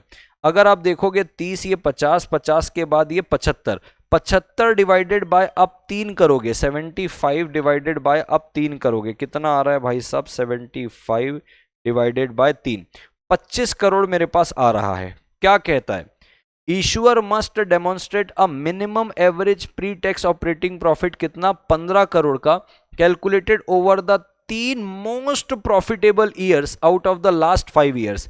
तो भाई साहब मैंने तो देखो ये 30, 20, 50, 75, 75 का 3 क्या, मेरे तो 25 करोड़ आ रहा है, आपको तो सिर्फ 15 करोड़ चाहिए। सर इसका लॉजिक क्या है? लॉजिक बड़ा क्लियर है भाई साहब। कहता है सेबी कि तुम आईपीओ में जाओगे उससे पहले अपनी औकात प्रूफ करो कि तुम्हारा प्रॉफिट रिकॉर्ड है सिर्फ किसी एक लकी ईयर का नहीं, पिछले 5 में से 3 बेस्ट उठा लो, उसका एवरेज निकालो, तो समझ में आना चाहिए कि कम से कम 15 करोड़ है। तो इससे ये समझ में आएगा कि आप प्रॉफिटेबल कंपनी हो। वो भी हम किसी एक का नहीं बोल रहे हैं कि भैया किसी दिन एक आध लकी ईयर निकल जाता है, बेस्ट 3 चुन लो लास्ट 5 में से, उसका एवरेज करो, कम से कम 15 करोड़ आना चाहिए। ठीक है सर, यहां तक की बात हमको समझ में आ गई। अब जीवन में थोड़ा और आगे बढ़ते हैं। कहता है भाई साहब नेटवर्थ रिक्वायरमेंट की बात करते हैं, तो बोले कितनी नेटवर्थ होनी चाहिए, तो कहता है भाई देखो कम से कम एटलीस्ट 1 करोड़ होनी चाहिए in each of the preceding 3 full years. Sir इसका लॉजिक क्या है? अब भाई सीधी सी बात है, सेबी ये इंश्योर करना चाहता है कि आप टेक्निकली कोई इंसॉल्वेंट कंपनी नहीं हो, ना तो बहुत छोटी कंपनी हो, कम से कम इतना नेटवर्थ अगर आप दिखाओगे तो एक स्टेबिलिटी और सॉलिडिटी दिखती है। तो भाई साहब अगर आप देखोगे कि भैया नेटवर्थ कितनी है, 2 करोड़ की, 1.5 करोड़ की और 1.2 crore over the last 3 years, तो कम से कम 1 करोड़ है ना। हाँ भैया आप आईपीओ के लिए एलिजिबल हो। अब नेम चेंज क्राइटेरिया को समझ के लेते हैं। मान लीजिए दोस्तों एक कंपनी है एबीसी प्लास्टिक लिमिटेड करके, नाम क्या बोला, एबीसी प्लास्टिक लिमिटेड, नाम चेंज कर दिया आपने एबीसी रिन्यूएबल एनर्जी लिमिटेड करके। ठीक है सर, पहले प्लास्टिक था, अब आपने रिन्यूएबल एनर्जी कर लिया। ये रिन्यूएबल एनर्जी करे हुए आपको कितना समय हुआ है? 8 महीने हुए। ठीक है सर, अब मुझे एक बात बताओ, लास्ट ईयर का रेवेन्यू कितना है? बोले वो जो रिन्यूएबल एनर्जी वाला धंधा है ना, उससे 8 करोड़ का धंधा किया, किससे? रिन्यूअल वाला नाम से। और पुराने वाले नाम से कितने का किया? 7 करोड़ का। टोटल कितना धंधा हुआ? 15 करोड़। 15 करोड़ में 8, तो 8 डिवाइडेड बाय 15, 53% का धंधा किससे हुआ? नए वाले नाम से। यही बोल रहा है, कहता है अगर मान लो आपने नाम चेंज किया है तो नए वाले नाम से आपका कम से कम 50% रेवेन्यू आना चाहिए। सर लॉजिक क्या है इसका? लॉजिक बड़ा क्लियर है लाला। कहता है भाई देखो अगर कोई कंपनी है वो फैंसी नाम ले लेती है, अट्रैक्टिव नाम, renewable energy, fintech, tech, bio, customer को अट्रैक्ट करने के लिए, और एक्चुअल में अगर आप ये काम नहीं कर रहे हो, तो सेबी इन रेगुलेशन से ये जानना चाहता है कि भाई जेन्युइनली ये तुम्हारी कोर एक्टिविटी को रिफ्लेक्ट करे। तो अगर तुमने नया नाम बदला है लास्ट ईयर में, तो उस नए वाले नाम से, यानी कि जब से आपने नया नाम किया है वहां से लेके अब तक, इस साल तक 50% का धंधा कम से कम नए वाले से आना चाहिए। तो कहता है देखो if the issuer change it's name with in the last year, at least 50% of the revenue in the preceding year should be from the activity indicated by the new name.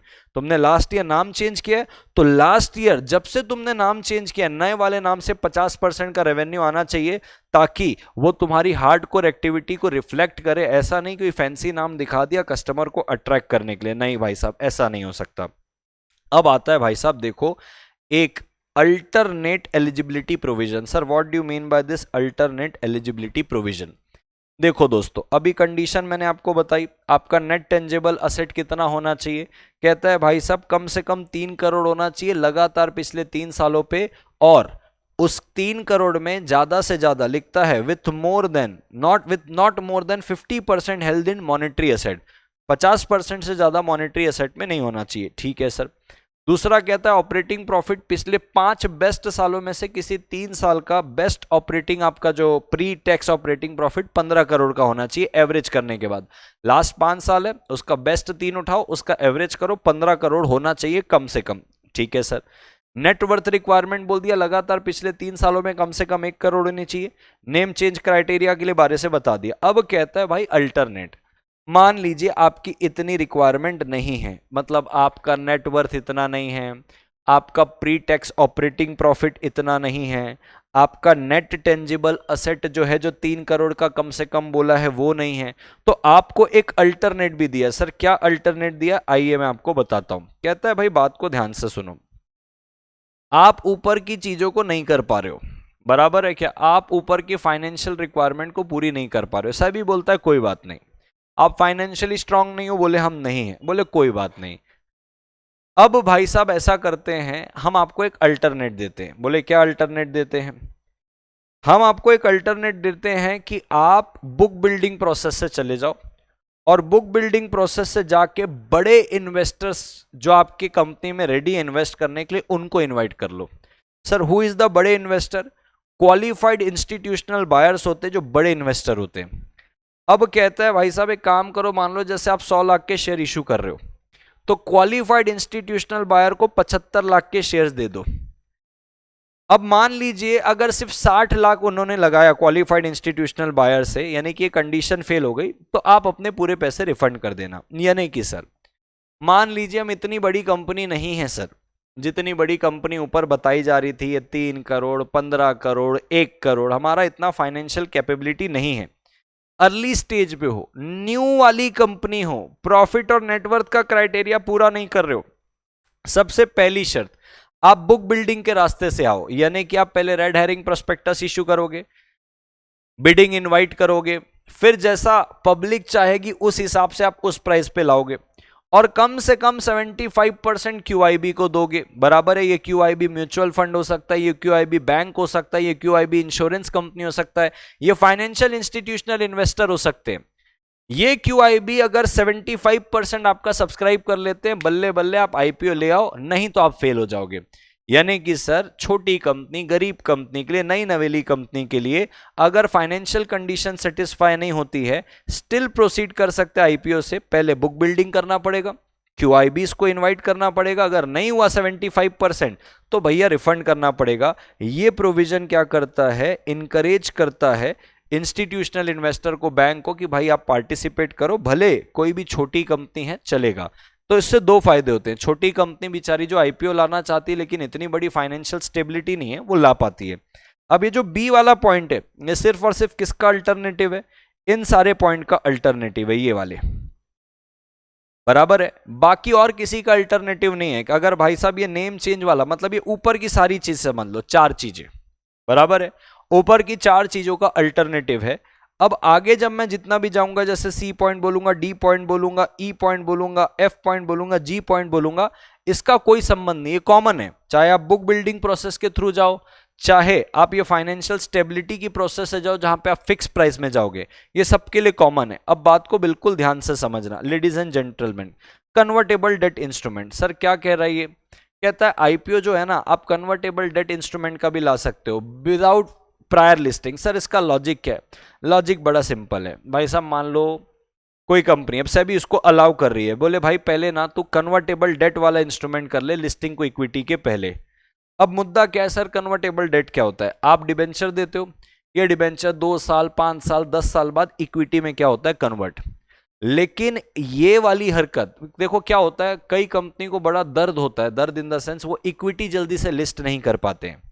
तो ऐसी कंपनी को सेबी क्या करती है, अलाउ करती है, अगर आपका गुड ट्रैक रिकॉर्ड है, तो गुड ट्रैक रिकॉर्ड होता है तो आपके कन्वर्टेबल डेट को वो लिस्ट कर देती है। वो डेट बाद में किस पे कन्वर्ट होता है, इक्विटी में। एग्जांपल देखते हैं, जैसे मान लीजिए XYZ लिमिटेड करके कंपनी अनलिस्टेड है, वो इश्यू करना चाह रही कन्वर्टेबल डिबेंचर। डिबेंचर क्या होता है, आप एक प्रकार से पब्लिक से पैसे उधार पे ले रहे हो। अब कहता है दोस्तों लास्ट फ्यू ईयर में इसने कोई डिफॉल्ट नहीं किया है, बैंक के इंटरेस्ट पे डिफॉल्ट नहीं किया है, प्रिंसिपल अमाउंट में डिफॉल्ट नहीं किया है, आप गो अहेड है, आप कन्वर्टेबल डेट इशू कर लो, कोई दिक्कत नहीं है। लेकिन भाई साहब अगर आपने डिफॉल्ट किया हुआ है, आपको IPO करने नहीं देंगे। तो कहता है देखो इशूअर जो है ना, वो चाहे तो कन्वर्टेबल डेट इंस्ट्रूमेंट कर सकता है without a prior public issue of equity share. भैया उसको इक्विटी शेयर नहीं देना है, उसको अपनी कंपनी के कंट्रोल नहीं खोना है, इक्विटी वो अपने पास रखना चाहता है एंड लिस्टिंग करवाना चाहता है। तो provided there is no default on payment for 6 month, पीछे लास्ट 6 महीने में कोई डिफॉल्ट नहीं होना चाहिए। ये फ्लेक्सिबिलिटी देता है कि भैया आप क्या कर लो, डेट इंस्ट्रूमेंट के थ्रू पैसे उठा लो और अपनी कंपनी का इक्विटी भी मत दो, कंट्रोल भी आपके हाथ में रहेगा, लेकिन भैया गुड ट्रैक रिकॉर्ड आपका होना चाहिए। अब D वाला पॉइंट कहता है मिनिमम अलॉटी रिक्वायरमेंट, कहता है कम से कम 1000 अलॉटमेंट होने चाहिए। इसका लॉजिक क्या है, भैया पब्लिक इशू कर रहे हो, ये वाइड होना चाहिए, कम से कम 1000 को तो करो। अगर सिर्फ 500 लोगों को सब्सक्राइब कर रहा है तो प्राइवेट प्लेसमेंट टाइप का साउंड कर रहा है। तो सेबी कहता है कम से कम भैया 1000 होने चाहिए। अगर मान लो 700 हैं, इसका ये जो अलॉटेबल एप्लीकेंट नहीं है भाई साहब, ये नहीं चलेगा, कंपनी इसको पब्लिक इशू नहीं बोलेगी, कम से कम 1000 होने चाहिए। तो कहता है इशू साइज अगर क्या कर रहा है, कब 1000 होना मांगता, कहता है अगर इशू साइज कितना एक्सीड कर रहा है 1000 करोड़ को, तो अब bank project finance institution must monitor, ना ना ना ना ना ना ना, ऊपर ऊपर ऊपर ऊपर ऊपर कहाँ गए रे बाबा, एक ही सेकेंड, हाँ ये यहाँ पे लाला, यहाँ पे minimum allottee, an issuer can not make an allotment pursuant to a public issue if the number of prospective allottees less than 1000। ये क्राइटेरिया प्रमोट करता है ब्रॉडर इन्वेस्टर पार्टिसिपेशन, और ये क्योंकि पब्लिक का है तो नहीं हो सकता, कम से कम 1000 चाहिए, एमसीक्यू में आ सकता है। अब यहाँ पे नीचे एक आ रहा है आउटस्टैंडिंग कन्वर्टेबल सिक्योरिटी, कहता है भाई साहब आप पब्लिक इशू ला रहे हो ना, जितने भी कन्वर्टेबल सिक्योरिटी आउटस्टैंडिंग है, कन्वर्टेबल प्रेफरेंस शेयर होगा, कन्वर्टेबल डिबेंचर होगा, पहले आप उनको कन्वर्ट करवा लेना भाई। पूछो क्यों? अगर वो कन्वर्ट हो रहे इक्विटी में तो डेफिनेटली इक्विटी में कन्वर्ट होंगे तो कंट्रोल डाइल्यूट होगा, क्योंकि वोटिंग पावर इक्विटी से आता है। तो भाई साहब असल कंट्रोल किसके हाथ में है, क्या आपका वोटिंग स्ट्रक्चर है, पता होना चाहिए ना। लॉजिक बड़ा क्लियर है। सेबी चाहता है इन्वेस्टर को पता चले कि कितना डाइल्यूटेड कैपिटल है, कितने लोगों के पास इक्विटी बटा हुआ है। अगर कोई हिडन कन्वर्टेबल है, यानी कि अभी तक आपने कन्वर्ट नहीं किया है, फ्यूचर में वो कन्वर्ट होगा, अगर अभी छुपा के रखा है तो फिर कंट्रोल बटेगा, तो भाई साहब ये इन्वेस्टर के लिए अच्छी बात नहीं है। आप उनको कन्वर्ट कर लो आईपीओ के पहले, या तो उनको लैप्स करवा लो। तो कहता है कोई आउटस्टैंडिंग नहीं होना चाहिए कन्वर्टेबल सिक्योरिटी का। अब आपको लगेगा सर वो तो कन्वर्ट ही 5 साल बाद होने वाला था, तो भाई 5 साल वेट कर लो फिर आईपीओ के लिए, इतना ही वेट करना है, या तो वो लैप्स हो जाएगा या तो उसको आज कन्वर्ट कर लो। कोई भी पेंडिंग कन्वर्जन नहीं होना चाहिए, क्योंकि भाई कल को भविष्य में जाके वो कन्वर्ट होगा, सारी चीजों को डाइल्यूट करेगा, इन्वेस्टर रोएगा बेचारा कि हमको तो नहीं पता था इतना डाइल्यूट होगा, इतना बड़ा आउटस्टैंडिंग था। ठीक है, तो कहता है देखो इंश्योर करो कि क्लैरिटी रहे, डिल्यूशन न्यू शेयर होल्डर को ना रहे, भ्रम ना रहे किसी बात का। ठीक है सर। अब कहता है oversight for larger issue sizes. Larger issue sizes का मतलब क्या है? कहता है मान लीजिए ladies and gentleman, boys and girls, लिखता है अगर आपका साइज 1000 करोड़ को एक्सीड कर रहा है, कितने को कर रहा है? 1000 करोड़ को। आइए एक बार फटाफट देखते हैं लेडीज एंड जेंटलमैन, यहाँ पे क्या 1000 करोड़ ही दिखा है? नहीं, 1000 नहीं रे बाबा, issue size is more than 100 crore. यहाँ पे 1000 कहाँ से आ गया है? 100 करोड़ करो इसको, इसीलिए मैं चेक किया। कहता है इशू साइज अगर 100 करोड़ को एक्सीड कर रहा है तो बात को ध्यान करना। कहता है भाई साहब ये वाला 100 करोड़ को जो इशू साइज एक्सीड कर रहा है, यानी कि आप 100 करोड़ पब्लिक से उठा रहे हो, ध्यान रहे बिल्कुल। बोले क्या ध्यान रखने वाली बात है? इसकी मॉनिटरिंग होगी पूरी। बोले कौन मॉनिटर करेगा? तो बोले मान लीजिए XYZ लिमिटेड का 150 करोड़ का इनिशियल पब्लिक ऑफर है। ठीक है सर। अब एबीसी बैंक आएगी, यानी कि कोई भी बैंक, जरूरी नहीं है कि कोई एबीसी रहे, ये इसके हर क्वार्टर पे देखेगी कि ये कहां कहां ये 150 करोड़ यूटिलाइज कर रहा है। जैसे एग्जांपल पे प्लांट के एक्सपांशन में आपने लगा दिया 80 करोड़, ठीक है। लोन रीपेमेंट में आपने लगा दिया 40 करोड़, ठीक है। जनरल कॉर्पोरेट पर्पस में आपने लगा दिया 10 करोड़। कितने की मॉनिटरिंग हो गई? 150 करोड़ पे 142.5 करोड़ तक की मॉनिटरिंग चलेगी, क्योंकि 150 करोड़ का अगर आप 95% करोगे तो 142.5 करोड़ आते हैं। तो कहता है अगर आपने 100 करोड़ से ज्यादा का फंड रेज किया है तो there will be a bank और पब्लिक फाइनेंशियल इंस्टीट्यूशन जो मॉनिटर करेगा और रिपोर्ट करेगा आपके एक्सपेंडिंग चीज को 95% तक। इससे क्या होगा? इन्वेस्टर सिक्योर रहेगा, इन्वेस्टर फील करेगा कि हाँ भाई कंपनी ने हमारे से जिस प्रोजेक्ट के लिए पैसे मांगे उसी प्रोजेक्ट में लगा रहा है। ये कैसे पता चलेगा इन्वेस्टर को? यही बैंक तो उसको रिपोर्ट करेगी। तो जब भी बिग इशू रहता है इसमें मिसयूज का बहुत ज्यादा डर रहता है, तो एक इंडिपेंडेंट बैंक रहेगा जो बार बार इसको मॉनिटर करेगा और रिपोर्ट करेगा। तो भैया इन्वेस्टर क्या रहेगा? सेफ फील करेगा, जहां बोला था वहां पैसा लगाया है बोल के। ठीक है सर। ग्रेडिंग ऑफ आईपीओ, आप चाहो तो ग्रेडिंग ले सकते हो। सेबी रजिस्टर के द्वारा, SEBI registered credit rating agency होती है।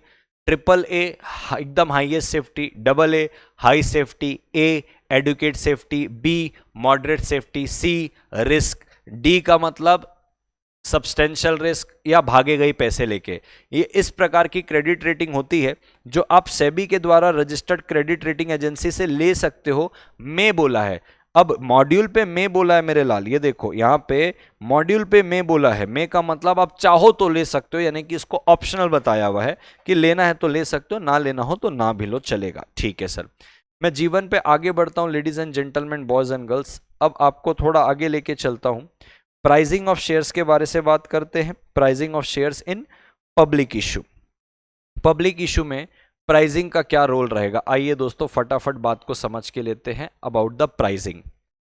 कहता है भाई देखो, कौन प्राइस डिसाइड करेगा सिक्योरिटीज का, और कैसे आप इसको इन्वेस्टर को दिखाओगे, और मिनिमम प्राइस कितना अलाउ रहेगा। तो सबसे पहले कहता है भाई डिसाइड कौन करेगा, तो कहता है कंपनी यानी कि इशूअर डिसाइड करेगा। किसके साथ, रैंडमली अकेले डिसाइड नहीं करेगा भाई साहब, आप लीड मर्चेंट बैंकर था ना जो कैप्टन, उसके साथ मिलकर डिसाइड करोगे। या तो एक बुक बिल्डिंग मेथड तो है ही है, यानी कि सर प्राइस दो तरीके से डिसाइड होता है, एक फिक्स प्राइस होता है, वो फिक्स प्राइस आप मर्चेंट बैंकर के साथ मिलकर डिसाइड करते हो। बुक बिल्डिंग है तो ना तो मर्चेंट बैंकर डिसाइड कर रहा है प्राइमा फेसी, ना तो कंपनी, क्योंकि आप पब्लिक से बिड इनवाइट कर रहे हो। उसके बाद मोटा मोटा बोलूं तो एक प्रकार से पब्लिक डिसाइड कर रही है आपकी बिडिंग, समझ में आया सर। तो कहता है भाई लॉजिक बड़ा क्लियर है, आईपीओ के अंदर बहुत टेक्निकलिटी रहती है, वैल्यूएशन के खेल रहते हैं, मार्केट कंडीशन देखना पड़ता है, डिमांड देखना पड़ता है। तो सेबी चाहता है कि भाई कोई ना प्रोफेशनल रहे ताकि प्राइस रियलिस्टिक लगे, वन साइडेड प्रमोटर के द्वारा डिसाइडेड ना रहे, और मार्केट को एक्सेप्टेबल होनी चाहिए। तो भाई आप लीड मर्चेंट बैंकर के साथ मिलकर डिसाइड करोगे। ठीक है सर, बात को बिल्कुल ध्यान से समझना। मान लीजिए एबीसी लिमिटेड है, उसकी फेस वैल्यू 10 रुपए की, वो शेयर इशू करना चाहती है। लीड मर्चेंट बैंकर के साथ डिसाइड किया, उन्होंने बोला 80 रुपए में इसको करो, यानी कि 10 रुपए की फेस वैल्यू, 70 रुपए का प्रीमियम। ये ऑफर डॉक्यूमेंट में ये प्राइस 80 रुपए का जाएगा जो लीड मर्चेंट बैंकर के साथ आपने डिसाइड किया। सर मान लीजिए बुक बिल्ड वाला आईपीओ है, तो सर इस पे तो आप प्राइस रेंज देते हो, बिड्स आती है, बिड के हिसाब आप डिसाइड करते हो। ठीक है सर, तो ये तो समझ में आ गया कि जो भी प्राइस रहेगी, चाहे इक्विटी शेयर की चाहे कन्वर्टेबल सिक्योरिटी की, लीड मर्चेंट बैंकर के साथ या तो बुक बिल्डिंग प्रोसेस रहेगी, तो ना तो लीड मर्चेंट बैंकर का कोई विशेष रोल है ना कंपनी का, बिड के हिसाब से आप डिसाइड करते हो। ठीक है सर। सर मान लीजिए डेट इंस्ट्रूमेंट है, ये तो आपने शेयर्स के लिए बारे से बता दिया, डेट इंस्ट्रूमेंट है यानी कि डिबेंचर है जिसपे आप रेट ऑफ इंटरेस्ट ऑफर करते हो, फिर वो कन्वर्ट होते हैं, तो कन्वर्ट होते तो भी आपको एक कन्वर्जन प्राइस पे करना होता है। जैसे कि आज आपको मैंने डिबेंचर इशू कर दिया, आपसे पैसे ले लिए, अब अगर कन्वर्ट करना है तो कन्वर्जन का भी आपको एक प्राइस पे करना पड़ता है, तो ये इक्विटी में कन्वर्ट होता है। तो एग्जांपल के तौर पे अगर मैं आपको बोलता हूं, पीक्यूआर लिमिटेड करके एक company fully convertible debenture issue कर रही है, 1000 रुपए का ईच। अब ये लीड मर्चेंट बैंकर के साथ फिक्स करेगा कि कूपन रेट मान लो 9% है, यानी कि भाई साहब आप जितना पैसा लगाओगे उस पर 9% पर एनम पर ईयर आपको क्या मिलेगा, इंटरेस्ट। कन्वर्जन प्राइस इसने डिसाइड किया, बोले 100 रुपए पर शेयर आफ्टर 3 ईयर्स, यानी कि भाई साहब आपने जितना भी पैसा लगाया होगा उस पैसे का हम डिवाइडेड बाय 100 करेंगे, आपको उतने शेयर्स मिलेंगे। यानी कि सर एग्जाम्पल के तौर पे अगर मैं आपको बोलूं कि अगर किसी व्यक्ति ने 1000 रुपए लगाए हैं, तो 1000 रुपए अगर उसने लगाए हैं और 100 रुपए का कन्वर्जन प्राइस है, तो सर 1000 रुपए डिवाइडेड बाय 100 रुपए का क्या कन्वर्जन प्राइस, यानी कि सर ये कटा तो उसको 10 इक्विटी शेयर मिलेगा। कब, जब वो पूरे के पूरे कन्वर्ट होंगे मैच्योरिटी पे आने पे। तो सर कन्वर्जन प्राइस भी डिसाइड होता है कि भाई अगर आप 1000 रुपए लगा रहे हो तो 1000 रुपए के लिए जब अपन कन्वर्जन प्राइस देखेंगे तो 100 रुपए पर शेयर देखेंगे 3 साल बाद, क्योंकि 3 साल बाद वो कन्वर्ट होगा, तो आपको 10 इक्विटी शेयर मिलेंगे उस 1000 रुपए के डिबेंचर के बदले जो आपने कंपनी को उधार दिया था। सर ये भी कौन डिसाइड करेगा, लीड मर्चेंट बैंकर ही डिसाइड करेगा, क्योंकि भाई डेट थोड़ा सा ज्यादा कॉम्प्लेक्स है, आपको सही रेट ऑफ इंटरेस्ट देना पड़ता है। तो कहता है भैया देखो इशूअर जो है कूपन रेट, कन्वर्जन प्राइस, ये सब किसके साथ मिलकर डिसाइड करेगा, लीड मर्चेंट बैंकर के साथ। और अगर बुक बिल्डिंग प्रोसेस है तब तो कोई कहने की बात ही नहीं, आमतौर पर पब्लिक ही डिसाइड करेगी। ठीक है सर, जीवन में थोड़ा आगे बढ़ते हैं दोस्तों। कहता है देखो जो इशूअर है ना वो मेंशन करेगा या तो प्राइस, कब प्राइस मेंशन करेगा, जब फिक्स रहेगा। प्राइस बैंड ऑफर करेगा, प्राइस बैंड कब आता है, जब बुक बिल्डिंग प्रोसेस होती है तो आप रेंज बताते हो। ठीक है, और फ्लोर प्राइस बताएगा। फ्लोर प्राइस का मतलब भाई साहब कि मिनिमम 100 रुपए में, मैक्सिमम 120 रुपए में। फ्लोर प्राइस बोलते हैं जो कम से कम है 100 और कैप प्राइस बोलते हैं 120 अगर रेड हेरिंग प्रोस्पेक्टस है। रेड हेरिंग प्रोस्पेक्टस कब रहता है? जब बुक बिल्डिंग प्रोसेस रहती है। The issue price shall not be less than the face value. अगर आपकी फेस वैल्यू 10 रुपए की है तो इशू प्राइस 8 का नहीं हो सकता, इसको डिस्काउंट में इशू बोल दिया जाएगा, जो कंपनीज एक्ट के अंदर प्रोहिबिटेड है। तो ये जनरल इंफॉर्मेशन वाली बात हो गई। अब चलते हैं दोस्तों, ये प्राइसिंग हो गया। क्या हम डिफरेंशियल प्राइसिंग कर सकते हैं? बिल्कुल, आप डिफरेंशियल प्राइसिंग कर सकते हो। आइए इसके बारे से भी बात करते हैं। कहता है भाई मान लीजिए कंपनी डिफरेंशियल प्राइसिंग करना चाहती है रिटेलर के लिए। रिटेलर का मतलब क्या? जो 10,000, 20,000, 50,000, लाख, 1.5 लाख, 5 लाख, 4 लाख लगाएगा। रिटेल इन्वेस्टर, छोटे इन्वेस्टर, बराबर है क्या? तो रिटेल इंडिविजुअल इन्वेस्टर हो गए या कंपनी के एम्प्लॉय हो गए, आप इनको डिस्काउंट में दे सकते हो, लेकिन डिस्काउंट कितना? 10% से ज्यादा का डिस्काउंट नहीं होगा। तो कहता है देखो भाई साहब, एबीसी लिमिटेड आईपीओ ला रही है, कितना प्राइस इनने सेट किया? 120। अब 120 का आप 10% करो, 12 आएगा। तो 12 रुपए का आप इनको डिस्काउंट दे सकते हो, 108 में आप इनको दे सकते हो, इससे ज्यादा नहीं। सर क्यों? सेबी चाहता है कि भैया जो स्मॉल इन्वेस्टर है, कंपनी के एम्प्लॉय है, उनको एक छोटा सा बेनिफिट दे दे, लेकिन बहुत ज्यादा बड़ा बेनिफिट नहीं, एक फेयर और बैलेंस वे में चीजों को रखेंगे तो 10% तक का आपको दे सकते हैं। तो मान लो अगर 500 रुपए का प्राइस डिसाइड किया है, ठीक है, 500 रुपए का प्राइस डिसाइड किया है इंस्टीट्यूशनल के लिए, नॉन रिटेल इन्वेस्टर के लिए। सर इंस्टीट्यूशनल का मतलब है जो बैंक्स हो गए, इंश्योरेंस कंपनी हो गई, जो बड़े बड़े इन्वेस्टर है। 500 का प्राइस है तो आप 50 रुपए का डिस्काउंट दे सकते हो, किसको? अपने एम्प्लॉय को और रिटेल इंडिविजुअल इन्वेस्टर को। अब कहता है सर एंकर इन्वेस्टर है। कौन सा इन्वेस्टर है? Anchor investor. Sir anchor investor को अपन कर सकते हैं क्या डिफरेंस? अब एंकर इन्वेस्टर कौन होता है समझना भाई साहब, ये बड़े इंस्टीट्यूशन होते हैं, ये एक दिन पहले, इश्यू ओपन होने के एक दिन पहले ये इन्वेस्ट कर देते हैं। कहता है भाई आपको नहीं देंगे भाई, बुक बिल्डिंग प्रोसेस पे अगर चीजें चल रही है आपको नहीं देंगे। लॉजिक बड़ा क्लियर है भाई साहब, इनको अर्ली एलोकेशन मिलता है, ये एक दिन पहले इन्वेस्ट करते हैं, ये स्टेबलाइज कर देते हैं आईपीओ को, क्योंकि उनकी पहले से ही, एक दिन पहले से ही फंडिंग मिल रही है, तो स्टेबलाइज हो जाता है कि पैसा मिल गया भाई, आईपीओ में एंकर इन्वेस्टर से पैसा मिल गया। बड़े इन्वेस्टर होते, बिग इंस्टीट्यूशन। सेबी नहीं चाहता कि इनको चीपर शेयर्स मिले, क्यों? ये अनफेयर हो जाएगा और एक इनसाइडर एडवांटेज दे देगा। इनसाइडर एडवांटेज समझ रहे हो कि आपको एक दिन पहले मौका दे रहा है, आप पहले ही कम दाम में लगा लोगे। तो भैया हम नहीं चाहते कि आपको कोई फायदा मिले इस पे, आप बड़े इन्वेस्टर हो।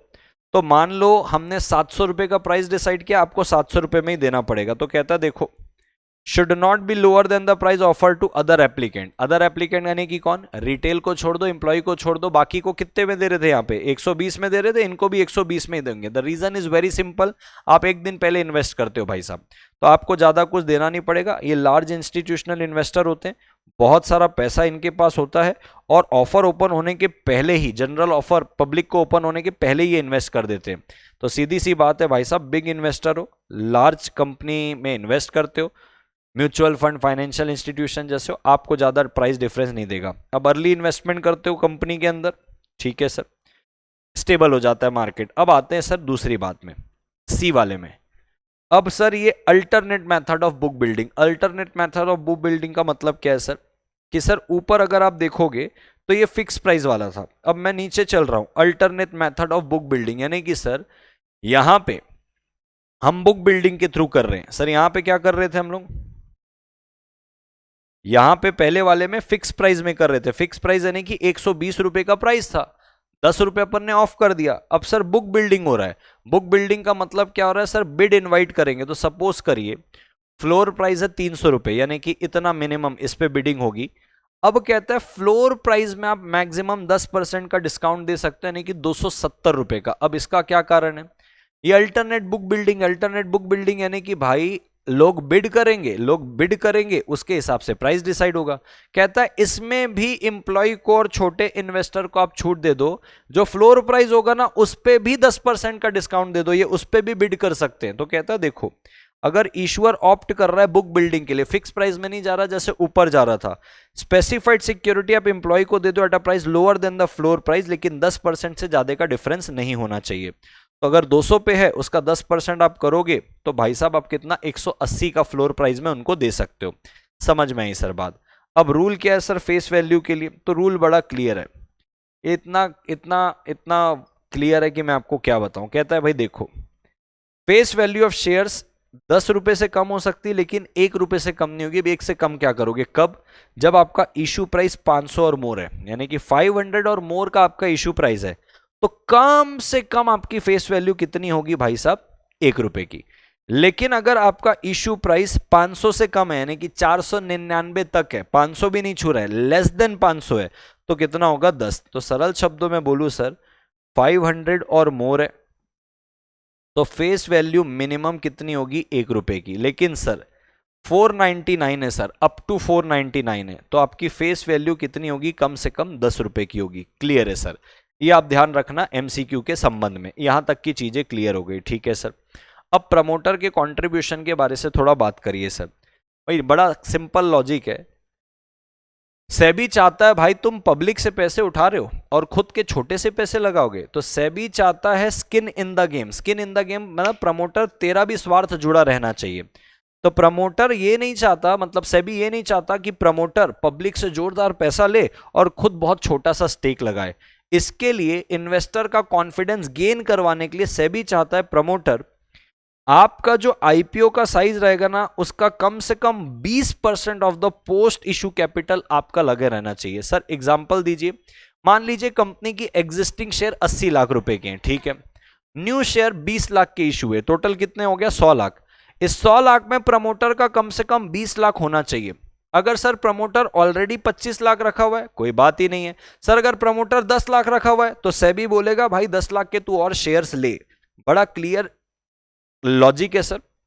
क्या आप इन्वेस्टर से पैसा ले रहे हो, उनके पैसे को डुबाओगे तो तुम्हारा भी पैसा डूबना ही चाहिए, यानी कि आपका कम से कम 20% लगाने रहना चाहिए पोस्ट इश्यू कैपिटल में, ताकि आपका खुद का भी पैसा रहेगा। तो सोच समझ के आप डिसीजन लोगे। क्यों सोच समझ के, क्योंकि खुद का पैसा लगा है। तो अगर गलत डिसीजन लिए तो आपका भी पैसा डूबेगा। तो कॉशियस होके, सावधान होके जब आप डिसीजन लोगे, क्योंकि खुद का पैसा लगा हुआ है, वो खुद का पैसा जब नहीं डुबाओगे तो इन्वेस्टर का भी नहीं डूबेगा। तो कम से कम 20% आपका खुद का लगा होना चाहिए। अब आते हैं सर लॉक इन पीरियड में। सर ये जो पैसा आपने लगवाया प्रमोटर से, ये कितने समय के लिए लॉक इन रहेगा, 3 साल के लिए लॉक इन रहेगा। क्यों भैया, अब क्या फॉर्मेलिटी के लिए 20 लाख रुपए लगा रहे थे क्या, कि अरे चलो आईपीओ के पहले 20 लाख लगाना है, जैसे आईपीओ हुआ वापस ले लोगे? नहीं भाई साहब, 3 साल के लिए लॉक इन रहेगा। अब 3 साल गिनना कहां से, ध्यान से समझना। कहता है भाई साहब 1 जनवरी 2026 को क्या हुआ, आईपीओ हुआ, ठीक है। अब आपका जो प्रोडक्शन शुरू हो रहा है, कमर्शियल प्रोडक्शन आपका शुरू हो रहा है 1 जून 2026 से। कहां से गिनोगे 3 साल? भाई साहब जब से प्रोडक्शन शुरू हो रहा है वहां से, विच एवर इज लेटर लिखा है, जब से आपने पैसा उठाया और जब से आपका कमर्शियल प्रोडक्शन शुरू हुआ, यहां से दोनों में से जो भी बाद में है, तो देखो लिखता है 3 years from the date of commencement of commercial production और date of allotment in public issue. तो कहता है भाई साहब मान लो अलॉटमेंट का जो डेट हुआ, आईपीओ का नहीं, अलॉटमेंट का डेट 1 जनवरी का है, प्रोडक्शन शुरू हुआ 1 जून को, तो भाई साहब यहां से 3 साल गिनेंगे, 1 जून 2029 तक आपका ये पैसा जो 20% है ये लॉक्ड इन रहेगा, ठीक है सर। सर मान लीजिए प्रमोटर की जो होल्डिंग है वो एक्सेस पे है sir, in excess of minimum promoter contribution. Sir 20 lakh आपने बोला, 100 लाख पोस्ट कैपिटल है, पहले 80 लाख था, 20 लाख और उठाए, 100 लाख हुआ, 100 लाख का 20% 20 लाख। सर ऑलरेडी 50 लाख रखा हुआ है, तो ऊपर 30 लाख रुपए है सर, तो क्या करे सर उसका, एक्सेस पे कोई दिक्कत वाली बात नहीं है, उस पर कोई लॉक इन नहीं है। मान लीजिए पोस्ट इशू कैपिटल 100 लाख का है, प्रमोटर ने 35 लाख लगा के रखा है, यानी कि 20 लाख तो है ही, ऊपर 15 लाख ज्यादा है। ये 15 लाख जो एक्सेस है ना, इस पे 1 साल का लॉक इन करवा दो, इससे ज्यादा मत करवाओ एक्सेस पे। यानी कि सर प्रमोटर का जो एक्सेस रहेगा उस पे 1 साल का लॉक इन रहेगा, और जो मिनिमम रहेगा उस पे 3 साल का लॉक इन रहेगा, और 3 साल गिनना है विच एवर इज लेटर से। समझ में आया सर? अब सर मुझे एक बात बताओ, ये तो इनिशियल पब्लिक ऑफर की बात थी, मान लीजिए अब वापस से फर्दर पब्लिक ऑफर हो रहा है, ये पहली बार पब्लिक ऑफर हुआ, इसके बाद फिर से पब्लिक ऑफर कर रही है सर कंपनी। तो सर फिर से जब पब्लिक ऑफर कर रही है ना, तो आपने बताया था सर प्रमोटर का कितना लगा हुआ है, 35 लाख। 35 लाख में सर 20 लाख रुपए तो सर ये 3 साल के लिए लॉक इन हो गया, बचा कितना, 15 लाख। ये 15 लाख अपन ने कितने के लिए लॉक इन किया था, 1 साल के लिए। तो कहता है जब फर्दर पब्लिक ऑफर होगा, एक बार और पब्लिक ऑफर होगा, तो फर्दर पब्लिक ऑफर के केस पे भाई हम इसके एक्सेस के 15 लाख पे कोई लॉक इन नहीं करेंगे। देखो लिखता है however excess promoters contribution in further public offer is not subject to lock in, यानी कि जब इसके बाद एक बार और पब्लिक ऑफर करोगे तो मिनिमम जो 20% है वो तो रहेगा ही, ये जो एक्सेस है उस पे ये 1 साल का भी लॉक इन नहीं रहेगा। जो अभी अपन ने 1 साल रखा है ना, इसका भी अपन कोई भी लॉक इन रखने वाले नहीं है। ठीक है सर, यहां तक की बात हमको समझ में आ गई सर। अब जीवन पे थोड़ा सा और आगे बढ़ते हैं दोस्तों, चलते हैं बुक बिल्डिंग प्रोसेस पे। आप एलोकेशन कैसे करोगे? सर एलोकेशन का मतलब क्या है? अब देखो भाई साहब, अब अगर आप बुक बिल्डिंग कर रहे हो तो कैसे एलोकेट करोगे, यानी कि रिटेल को कितना दोगे, नॉन इंस्टीट्यूशनल इन्वेस्टर को कितना दोगे, एंड सो ऑन। और नीचे और भी सारी बातें आएगी, समझ के लेते हैं उसको। बस ये 2 पेजेस बचे हुए हैं। एलोकेशन का मतलब सर अलॉटमेंट कैसे होगा, आइए इसको समझ के लेते हैं। कहता है देखो, अगर आपने बुक बिल्डिंग किया है, बुक बिल्डिंग का मतलब रेड हेरिंग प्रोस्पेक्टस दिया, पब्लिक से बिड इनवाइट की, पब्लिक से बिड इनवाइट करने के बाद अब आपने एक प्राइस डिसाइड किया, सिक्योरिटी का क्वांटिटी डिसाइड किया, अब आप अलॉटमेंट करोगे। तो कहता है भाई बात को बिल्कुल ध्यान से सुनना। कहता है बुक बिल्डिंग के थ्रू जा रहे हो, यानी कि नॉर्मल रूट आपका जो है, जब आप बिडिंग इनवाइट कर रहे हो फिर डिसाइड कर रहे हो, कहता है भाई कम से कम 35% आप किसको दोगे, रिटेल इंडिविजुअल इन्वेस्टर को। क्यों भाई साहब? इनको फेयर और गारंटीड एक्सेस दो। कम से कम 35% हमारे छोटे जैसे लोगों के लिए होने चाहिए भाई, रिटेल इंडिविजुअल इन्वेस्टर। ये उन सिचुएशन को प्रिवेंट करता है जहां पे बड़े बड़े इन्वेस्टर इनको खंगाल के फेंक देंगे, तो इसलिए इनका कोटा फिक्स कर दिया कि कम से कम 35% तो इनका होना चाहिए। 100 लाख का अगर आप शेयर इश्यू कर रहे हो, कम से कम 35 लाख इनके लिए होगा। ठीक है सर।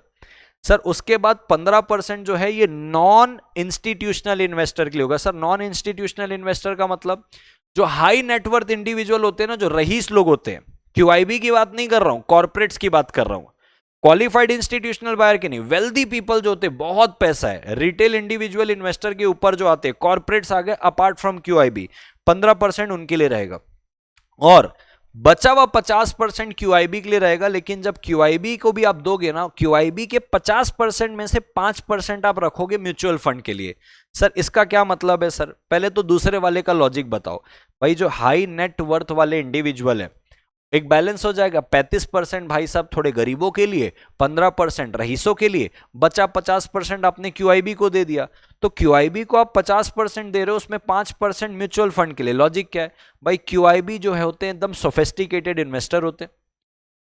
अब आपने उसको डोमिनेट करने से बचाने के लिए 35 और 15% आपने क्या कर लिया, साफ कर लिया। तो अब बचा हुआ क्यूआईबी को दे दो और उस 50% में से 5% म्यूचुअल फंड को दे दो। तो सपोज करिए भाई साहब 50 लाख के शेयर क्यूआईबी ले रहा है, इसमें से 5% यानी कि 2.5 लाख के शेयर म्यूचुअल फंड के लिए रिजर्व करके ले लो। तो वो जो म्यूचुअल फंड है वो भी बिड कर पाएगा भाई साहब, वो भी बिड कर पाएगा। ठीक है, तो सर कितना हुआ अपने पास? 35, 15 और 50। यहां तक की चीजें हमको समझ में आ गई है। अब मेरी बात को बिल्कुल ध्यान से सुनना ladies and gentleman, boys and girls. ठीक है, बिल्कुल बात को ध्यान से समझना। कहता है देखो, एक अपने को लास्ट पे एक बात और बोल रही है, वो मैं आपको लास्ट पे ही समझा के लूंगा आराम से। जैसे ये यहां पे एक बात दिख रही है, in an issue made through the book building process the issuer may allocate up to 60% of the portion available for allocation to qualified institutional buyer to an anchor investor in accordance with the condition specified. कहना क्या चाह रहा है भैया? 60% तक उनको दे सकता है। मैं आपको बोलता हूं इसका ये क्या बोल रहा है, फालतू बात है। कहता है कंडीशन को पूरी करोगे तो 60% तक का पोर्शन आप किसको दे सकते हो? क्यूआईबी को। ये कब दोगे भाई? ये तुम तब दोगे जब रिटेल इंडिविजुअल इन्वेस्टर या ये जो एचएनआईज होते हैं, हाई नेटवर्थ इंडिविजुअल, ये नहीं करेंगे तब। उस पर भी कंडीशन पूरी करनी पड़ेगी। अब मैं दूसरे तरफ चलता हूं।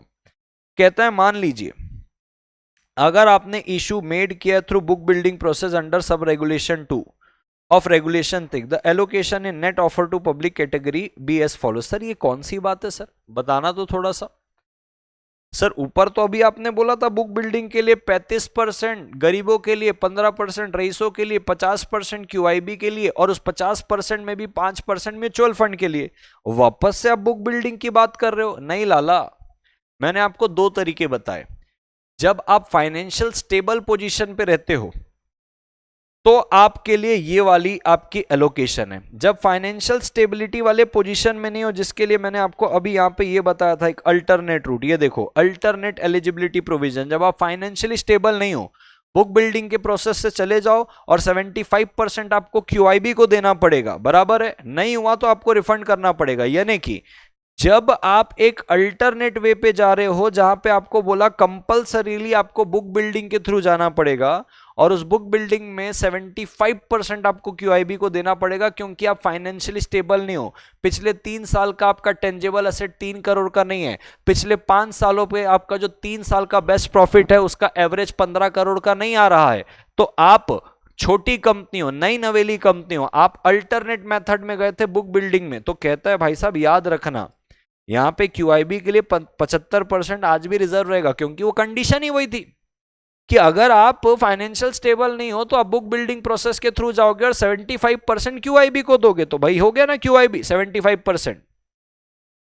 उसपे से 5% म्यूचुअल फंड के लिए, बचा कितना? पीछे बचा है भाई साहब 25%। तो यहां पे 10% रिटेल के लिए और 15% एचएनआई के लिए, यानी कि सर रिटेल का 35% जो था वो 10 हो गया और एचएनआई का सर जैसे 15% चल रहा था वो आज भी 15% है और 75% किसके लिए है? क्यूआईबी के लिए, क्योंकि ये शर्त है अगर आप फाइनेंशियली स्टेबल नहीं हो तो। अब एक आता है sir allocation in non book building process, यानी कि फिक्स प्राइस है। भाई साहब फिक्स प्राइस है, कोई बुक बिल्डिंग नहीं है, प्रोस्पेक्टस में सीधा अपने प्राइस बताया है। तो कहता है भाई बात को बिल्कुल ध्यान से सुनना इस केस पे। अच्छा वो एंकर वाली भी बात मैं आपको बता दूं, एंकर इन्वेस्टर रूल जो था ना कि भाई आप 60% तक भी अलाउ कर सकते हो अगर आप शर्त पूरी करोगे तब, बराबर है क्या? तो वो इशूअर जो है ना, जो कह रहा है, जो सिक्योरिटी इशू कर रहा है 60% दे सकता है क्यूआईबी का पोर्शन। क्यूआईबी का कितना पोर्शन है भाई साहब?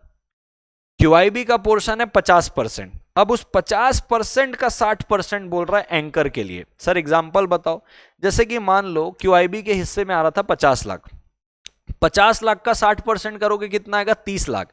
ये 30 लाख जो है ये आप दे सकते हो भाई साहब एंकर इन्वेस्टर को, यानी कि जो सर जो 50 लाख का कोटा था, 50% का कोटा था क्यूआईबी का ऊपर, उसका अप टू 60% आप किसको दे सकते हो? एंकर इन्वेस्टर को, अगर आप सेबी के द्वारा रिक्वायर्ड कंडीशन को पूरा कर रहे हो। क्यों सर? भाई लॉजिक बड़ा क्लियर है, एंकर इन्वेस्टर जब लगाता है, बड़ा इन्वेस्टर है, वो कॉन्फिडेंस देता है, अर्ली सब्सक्रिप्शन करता है, तो आप इशूअर चाहे तो सेबी की कंडीशन को पूरा करके 50% का जो कोटा है उस 50% का 60% किसको दे सकता है? एंकर को। अब यहां पे आते हैं, फिक्स प्राइस वाला है भाई, फिक्स प्राइस में मिनिमम कितना? 30%। तो आप किसको दे दोगे मिनिमम 30%? भाई साहब पब्लिक को ऑफर कर दोगे। कौन सी पब्लिक को? रिटेल इंडिविजुअल इन्वेस्टर को। अदर जो है, अदर इंडिविजुअल एप्लीकेंट, सर इसको कितना दे दोगे? अदर वाले को। तो कहता है इसमें आपके आ जाएंगे नॉन इंस्टीट्यूशनल इन्वेस्टर, यानी कि कॉर्पोरेट्स आ गए, इंस्टीट्यूट आ गए, इसको आप दे सकते हो। और एलोकेशन फ्लेक्सिबिलिटी है। सर एलोकेशन फ्लेक्सिबिलिटी का मतलब क्या है भाई? जिसको देना चाहते हो उसको दें। तो एक एक करके मैं चलता हूं। मान लीजिए भाई साहब आप नॉन बुक बिल्डिंग में जा रहे हो, नॉन बुक बिल्डिंग में कहता है 30% आपको रिटेल के लिए रखना है, 70% आप अदर एप्लीकेंट्स के लिए रख लो। अब कहता है मान लीजिए 100 लाख का आपने शेयर इशू किया, 100 लाख में से 30 लाख तो ये चले गया रिटेल वाला, बचा कितना? 70। अब मान लो रिटेल मान ले सिर्फ 10 को ही अप्लाई किया, 100 लाख में से 10 लाख को ही अप्लाई किया, रिमेनिंग 20 लाख किधर जाएगा सर? अदर कैटेगरी पे चले जाएगा।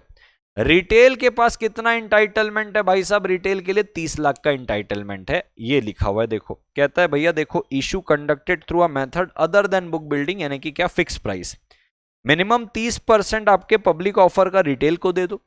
अदर इंडिविजुअल एप्लीकेंट और इंस्टीट्यूशन जो है, remaining proportion of net offer is allocated to other applicants excluding retail and institutional, other individual applicants and institutional investor. आप इसमें क्यूआईबी को डाल दो, म्यूचुअल फंड को डाल दो, चलने दो। कहता है any unsubscribe portion in the retail individual investor category. अभी 30 लाख चाहिए था, 100 लाख में 30 लाख आपका था, 10 ही लाख है, बचा 20 लाख, दे दो भाई, बाकी लोगों को दे दो। अगर मान लो कहता है रिटेल इंडिविजुअल इन्वेस्टर जो है are entitled to more than 50% of net offer on a proportionate basis, they will be allocated at higher percentage. यानी कि सर अगर रिटेलर जो है वो ज्यादा बढ़ चढ़ के इन्वेस्ट करते हैं तो 50% तक भी आप उनको अलोकेट कर सकते हो। ये अपने को कहता है कि भाई आप इस परिस्थिति में मोर देन 50% नेट ऑफर कर सकते हो। If retail individual investors are entitled to more than 50% of the net offer on a proportionate basis, they will be allocated at higher percentage. तो सर मोटा मोटा अगर बोलोगे तो यहां पे जब फिक्स प्राइस है तो 30% ही बस उनके लिए रिटेन करने बोल रहा है। अगर ज्यादा बढ़ चढ़ के लेते तो आप 50% तक भी कर सकते हो, और कहता है कि भाई मान लीजिए वो 30% भी पूरा नहीं करते हैं, 10% ही पूरा करते, तो उनका बचा हुआ आप किसको दे सकते हो? बचा हुआ बाकी के अदर इन्वेस्टर, अदर एप्लीकेंट को दे सकते हो। दोस्तों मैं बताना चाहता हूं पिछले 5 अटेम्प्ट में अगर इस पे से कोई सवाल पूछा है तो दिसंबर 23 पे 7 मार्क्स का इसके ऊपर सवाल पूछा हुआ था, इसके ऊपर कि कौन एलिजिबल है और कौन नहीं है। मैं डेफिनेटली कोशिश करूंगा कि मैं पिछले 5 अटेम्प्ट और एमसीक्यू मॉडल क्वेश्चन पेपर को आपको बताते जाऊं कि कहां कहां क्या क्या सवाल अपने को पूछते जा रहा है। And that's all for today दोस्तों। आई होप आपने यहां तक के लेक्चर को बहुत अच्छे से एंजॉय किया होगा। हम कल मिलते हैं दोस्तों। कल मैं आऊंगा आपको इनसाइडर ट्रेडिंग के बारे से बताने में, और इनसाइडर ट्रेडिंग इंपॉर्टेंट है दोस्तों, उसके ऊपर बहुत सारे सवाल आए हैं। लेक्चर अच्छा लगा होगा और अब तक अगर लाइक नहीं किया, सब्सक्राइब किया तो ये काम कर देना। जाते जाते कमेंट जरूर करिएगा। This side CS Arjun Chhabra दोस्तों, signing off until we meet again tomorrow. Bye bye.